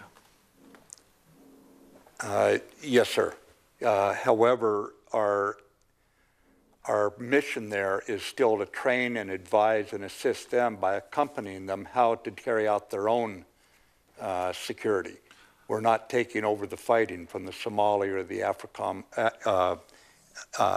Africa Union forces, AU forces. So I've run out of time. I just want to say there's a whole bunch of more questions on a lot of the activities in Africa that I would love to get answers to, Mr. Chairman. I will also say that it strains my understanding of what an authorization of use of military force. I don't want to tell you what I was doing 16 years ago, but it really strains to me. I'm sure we don't want to hear it. Okay. It strains to me that this idea that somehow that authorization is being used. I don't care if it's Indonesia, where there's a terrorist activity, in the Philippines, Niger, Somalia. I can go through that we're still relying for all these activities. There's been no objective, in my opinion, a conversation had enough to see if we're really achieving U.S. aims or engaging in a way that is making this world a much more complex place. And I really do agree with a lot of my colleagues that we should be having this debate openly and more in Congress. Thank you so much. Senator Brasso. Thank you, Mr. Chairman. Secretary Mattis, as we were discussing, you've just gotten back from Korea. Just right before this time today, you were at the DMZ and you said North Korea has accelerated the threat that it poses to its neighbors in the world through its illegal and unnecessary missile and nuclear weapons program. Well, today North Korea announced that it's going to be launching more, quote, satellites into space. And I'm just wondering, are these satellite launches simply just another way for North Korea to test ballistic missiles under the guise now of a space program? The application of technology is by and large the same, sir. And Secretary Tillerson, I want to switch a little bit to what I see happening in terms of recent confrontations between the government of Iraq and the Kurdistan regional government. I'm very concerned about the Christians and the minority communities in the disputed territories that are being impacted by this. There have been recent media reports of 700 to 1,000 Christian families forced to flee their homes in Tel Askaf, a Christian town about 19 miles north of Mosul. Many of these Iraqi Christians recently just were able to return to their home, to their villages after ISIS had forced them out of the area. So could you just spend a little time explaining what are you hearing from Christian leaders in these communities and what the U.S. is doing to ensure the Christian and other vulnerable minorities are being protected? Senator, well, the good news is they're trying to get back to their homes, their villages, their traditional homes that they fled when ISIS entered the area. And many of their villages have been spared because the fighting did not occur there. We've been in direct contact with Christian leaders in those communities who are concerned that this conflict between Kurdish Peshmerga forces and Iraqi central government forces not be fought out in their villages, and as a result they have pulled their forces out. Prime Minister Abadi has ensured that his forces stay out of those villages, and I think, to my knowledge, the Kurdish forces have pulled out of those villages as well. So we have direct engagement with local leaders of those communities and Christian leaders that are trying to bring those populations back. Yeah, thank you. Secretary Mattis, earlier this month there were violent clashes between the Iraqi security forces and the Kurdish Peshmerga in northern Iraq. The media reports indicated that the Iraqi government had moved forces into the disputed areas and the region of Kurdistan. So I'm wondering, what impact does the fighting have on our efforts of the U.S.-led international coalition against ISIS in terms of the ability to move military equipment and supplies to allied forces in Iraq and in Syria? Senator, the fighting has disrupted and delayed some of those movements of our equipment, logistics support, ammunition, for example. But I would point out that the Iraqi forces moved into areas short of the 2004 Green Line. And as a result, although there were some firefights along there, Secretary Tillerson has been engaged diplomatically. We always lead diplomatically on all of our efforts, and those have been successful. And Prime Minister Abadi has, in effect, been able to hold things under control, make certain none of the militias are creating more problems as the Kurds sort out their political situation in Erbil. Thank you. And in terms of moving first diplomatically, if I could, Secretary Tillerson, turn to Pakistan. August 21st, President Trump gave a primetime address to announce his strategy for Afghanistan. He said a pillar of that strategy was, as he said, to change the approach and how to deal with Pakistan. You briefly discussed this issue while you were traveling in the region last week. You said that you have given to Pakistan, you said, I think, certain expectations we have of their government. You went on to say that you were attempting to put in place a mechanism of cooperation through information sharing and action to be taken to begin to deny these organizations the ability to launch attacks. So could you talk a little bit about what is the change in the approach to Pakistan and maybe some of the expectations that you've articulated for the Pakistani government that you could share with the committee in terms of what this cooperation is going to look like? Well, I can share some broad contours, and if there's an interest in more detail, we might need to do that in a closed hearing. But the conversation with the Pakistani government is for them to recognize that they will be one of the greatest beneficiaries of a successful peace process in Afghanistan. Pakistan lives with two very unstable borders, one with Afghanistan, one with India. And our message to them is you have to begin to create greater stability inside your country, and that means denying safe haven to any of these organizations that launch attacks from your territory. So we are going to enter into an effort to have greater sharing of certain intelligence information. The Pakistanis have indicated if we provide them information, they will act. We're going to have to test that, give them an opportunity to do so. And so what will change is that Pakistan will find it in their interest to begin to disassociate these long-standing relationships that have developed over time with certain terrorist organizations, the Haqqani Network, the Taliban, inside of Pakistan, which may have served their purpose for stability once upon a time, but they no longer serve that purpose. And it's up to Pakistan, I think, to think about their longer-term stability and their future by changing that relationship with these organizations. Okay, thank you. Thank you very much. I'm very grateful for your leadership and your service. Thank you, Mr. Chairman. Thank you very much. Senator Shaheen. Thank you, Mr. Chairman, and thank you, Secretary Tillerson and Secretary Mattis, for being here and for your service and your stamina, frankly, that we're still here. Over the past several years, as has been pointed out in this discussion, the range of threats that we face from terrorist groups and state actors has become increasingly diverse, fragmented, and geographically expansive. And militants that we defeat in one country have spread their ideology and violence to other areas.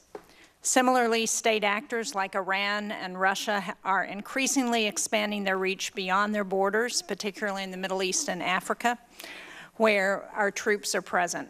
So I'm concerned, as many on this committee are, that without an adequate understanding of the parameters that the administration is using to justify the use of force, that our strategies will remain ambiguous and that our troops will have few limits to where they will be asked to go and what they will be asked to do. And I have to say that I believe in the importance of U.S. engagement in the world, so I'm not an isolationist. I don't think we should withdraw from everywhere. But I want to make sure, as Senator Booker said, that we're actually achieving the aims that we set out to achieve when we put troops in a particular area. And Secretary Tillerson, as you point out, the American people and our soldiers have a right to know where they're being asked to go, what they're being asked to do, what the expectations are, and what the end game is. And I think one of the places where it's not at all clear to me what the end game is and that we have a strategy for that end game is in Syria, which is, the conflict there is one of the things that has allowed terrorist groups and ISIS to metastasize in the way that they have. So as we look at the liberation of Raqqa, what is our end game for fighting ISIS along the middle Euphrates River? Do we intend to continue down the Euphrates to Mayadin? Will the Assad regime or the Russians do that? It's not at all clear, and we have not just the terrorists that we're fighting there, but we also have those state actors, Russia, Syria, Iran, who are playing a role that's complicating the situation. So I guess this is for you, Secretary Mattis. Senator, it is the most complex battlefield I think I've ever experienced. I would tell you right now that, again, our operational aspects of our strategy are by, with, and through partnered or allied forces. That's why you see us helping others learn how to fight, or putting our people, in this case in Syria, in a position to resupply them. Basically, we, I believe, lost one soldier killed taking Raqqa, and the Kurds lost over 600 killed. You see it written in the grimmest possible statistic. What we will do is, knowing they've moved their external operations elements down toward Mayadin, as we gather strength from the Arab tribes, we certainly will continue to move against ISIS, and because this thing isn't over until it's over.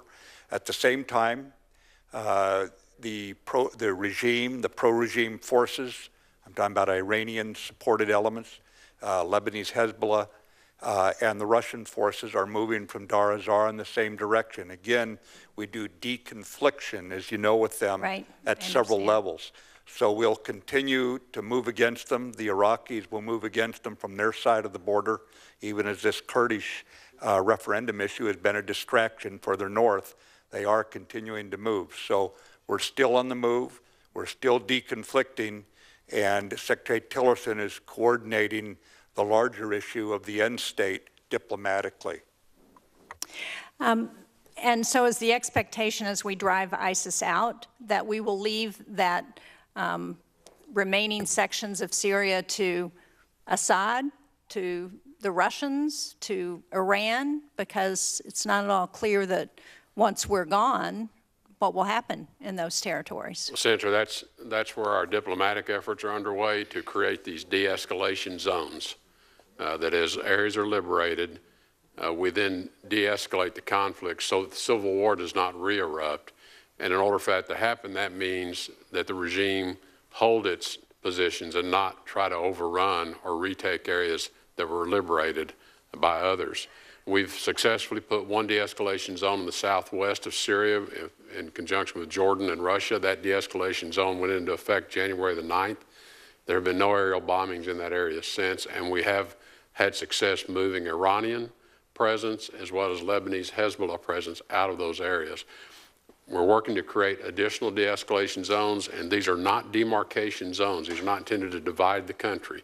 They're merely intended to de-escalate, deconflict, and in effect get ceasefires in place so that we then can get representatives to the Geneva process pursuant to the UN Security Council Resolution 2254, which has a very prescribed process for how Syria will work its way towards new elections over the next few years.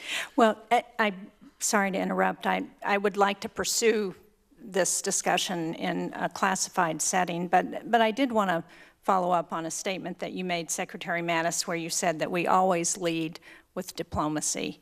I would like to think that we always lead with diplomacy, but given the current reorganization at the State Department, the current cuts to the budget at the State Department that were requested by this administration, the number of personnel, the amount of years of expertise of people who have left the State Department.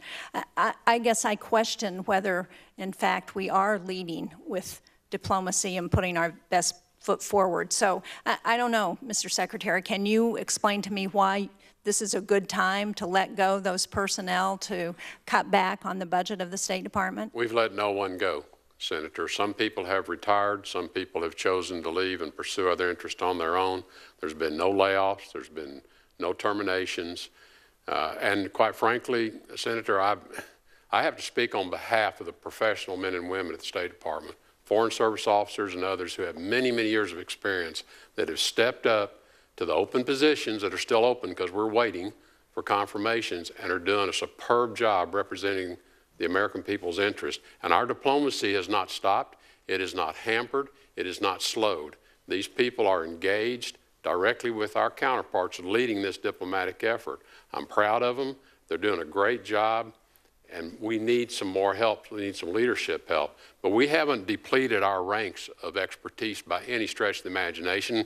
And quite frankly, on their behalf, I want to defend their expertise too. Well, I certainly was not attacking the men and women of the State Department. I think they do an excellent job. And my concern is that we've seen many people with a lot of expertise who have left the department because they're concerned about the direction there. And that's what I wanted to speak to. But I share your support for the work that they're doing. Thank you, Mr. Chairman. Thank you. Senator Portman. Thank you, Mr. Chairman. So, General Mattis, Secretary Tillerson, in an increasingly dangerous and volatile world, I'm glad you are where you are. And we've got a lot of challenges, and I think the current AUMF covers the fight against ISIS, even though, as was stated earlier, 15 years ago, there was no ISIS as such. However, I also believe having a new AUMF has benefits. I think it can be worthwhile in providing greater clarity and guidance, including to our military commanders and to your diplomats, Mr. Secretary. I think it can help you establish a firmer base of political support for overseas operations. I think it can send a clear signal of resolve from the United States Congress as well as the administration to friend and foe alike. And so I'm interested, but I'm only interested in the right AUMF. It's got to be helpful in empowering those who are undertaking this incredibly important task during a time of such danger. I guess my question to you would be, I understand, looking at your testimony and having been here earlier, that you have laid out what you think the guiding principles ought to be, but are there any authorities or guidance that you now lack that a new AUMF could provide? On the military side, Senator, I would just, I would say no as it stands right now. And again, when I spoke, I just thought that we need to incorporate those factors that I brought up. I'm not telling the Senate how to do its business. I just owe you my best military advice. How you deal with that, I salute, and we will carry out our orders to the Commander-in-Chief. But I think those factors of conditions-based and the timelines, anything that we do, we have to recognize has an impact on both our operations and on the enemy's view. And we just have to take that into account. That's a reality. And I am not saying that there's some prescriptive one way to solve these. Secretary, any guidance or any authorities you lack? I don't think there's any authorities we lack. As we indicated, we think the current authorizations we have are sufficient to allow us to pursue this enemy wherever they choose to want to fight us. And again, I think, this is all about fighting them over there so they don't come here to attack us on the homeland again. And the threat has evolved, and it will continue to evolve. And geographic limitations, as an example, would make no sense, I assume, given the fact that we've seen metastasizing of the threat through countries we might never have imagined would be part of now ISIS or former al-Qaeda.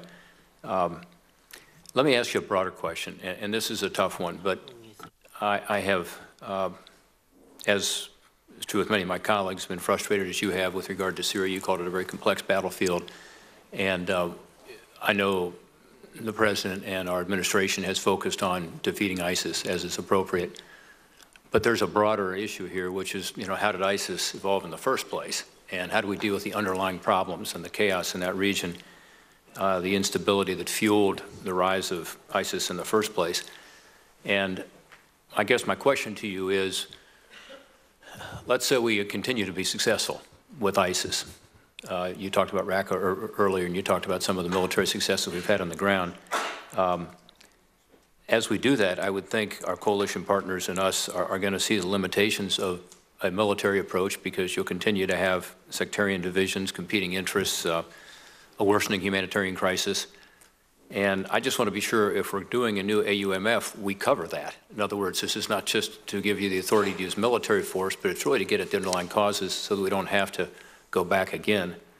I guess, Secretary Tillerson, to ask you first, as an example, do you think there can be a lasting peace there as long as Assad is in power?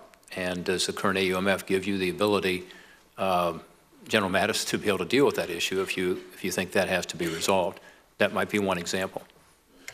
Well, the current AUMF only authorizes our fight against ISIS in Syria. As I indicated in my remarks, we're not there to fight the regime.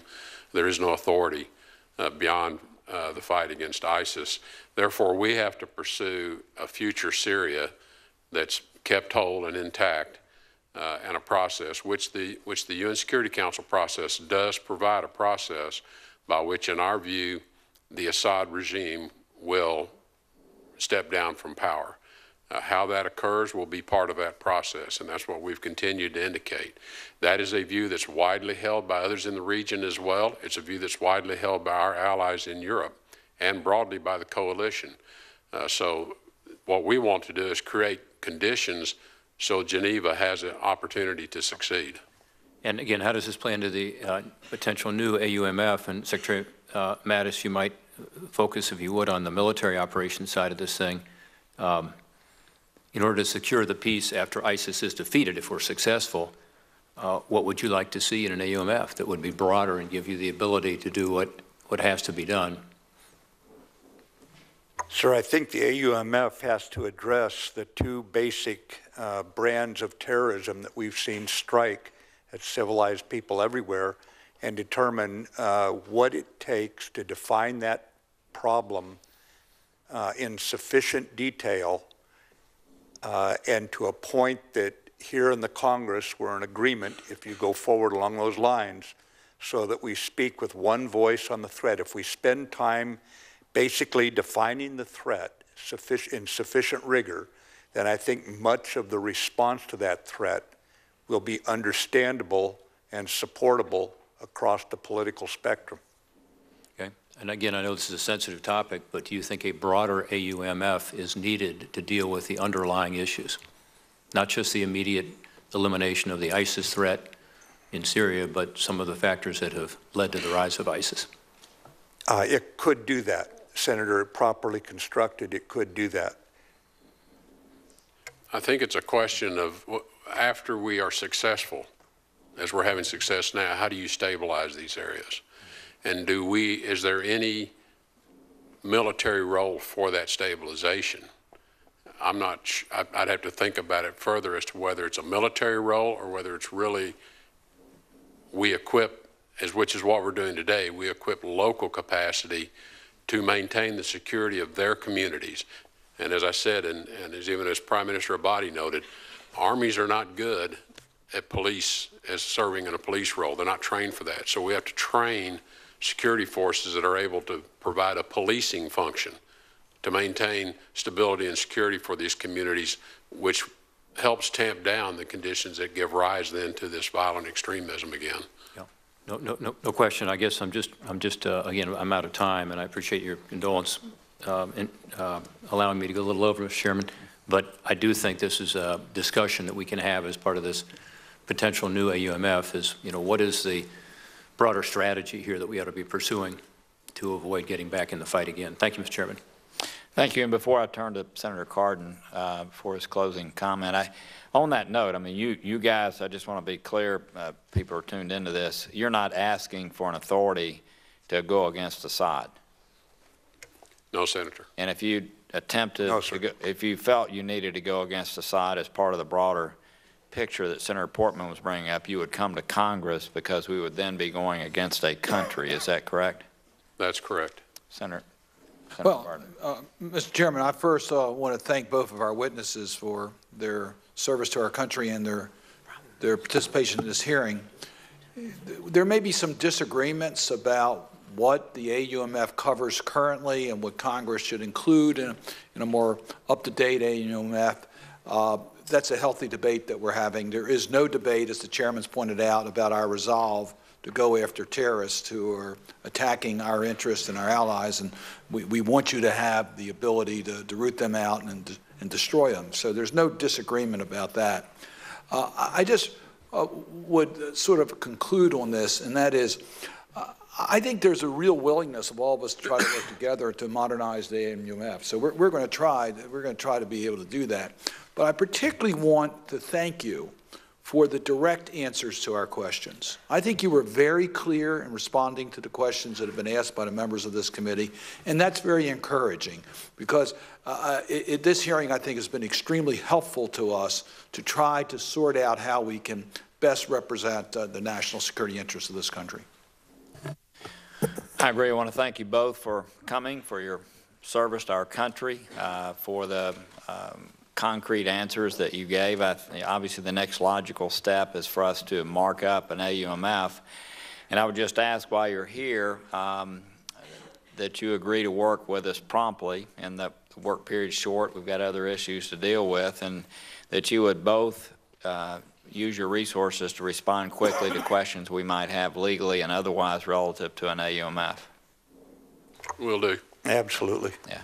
Again, thank you so much. There will be additional questions that will be, we'll take those through the close of business Wednesday to the extent you can answer those promptly, considering the other duties you have. We'd appreciate it. Again, I cannot thank you enough for your service and for the time you spent with us today. And with that, the meeting is adjourned.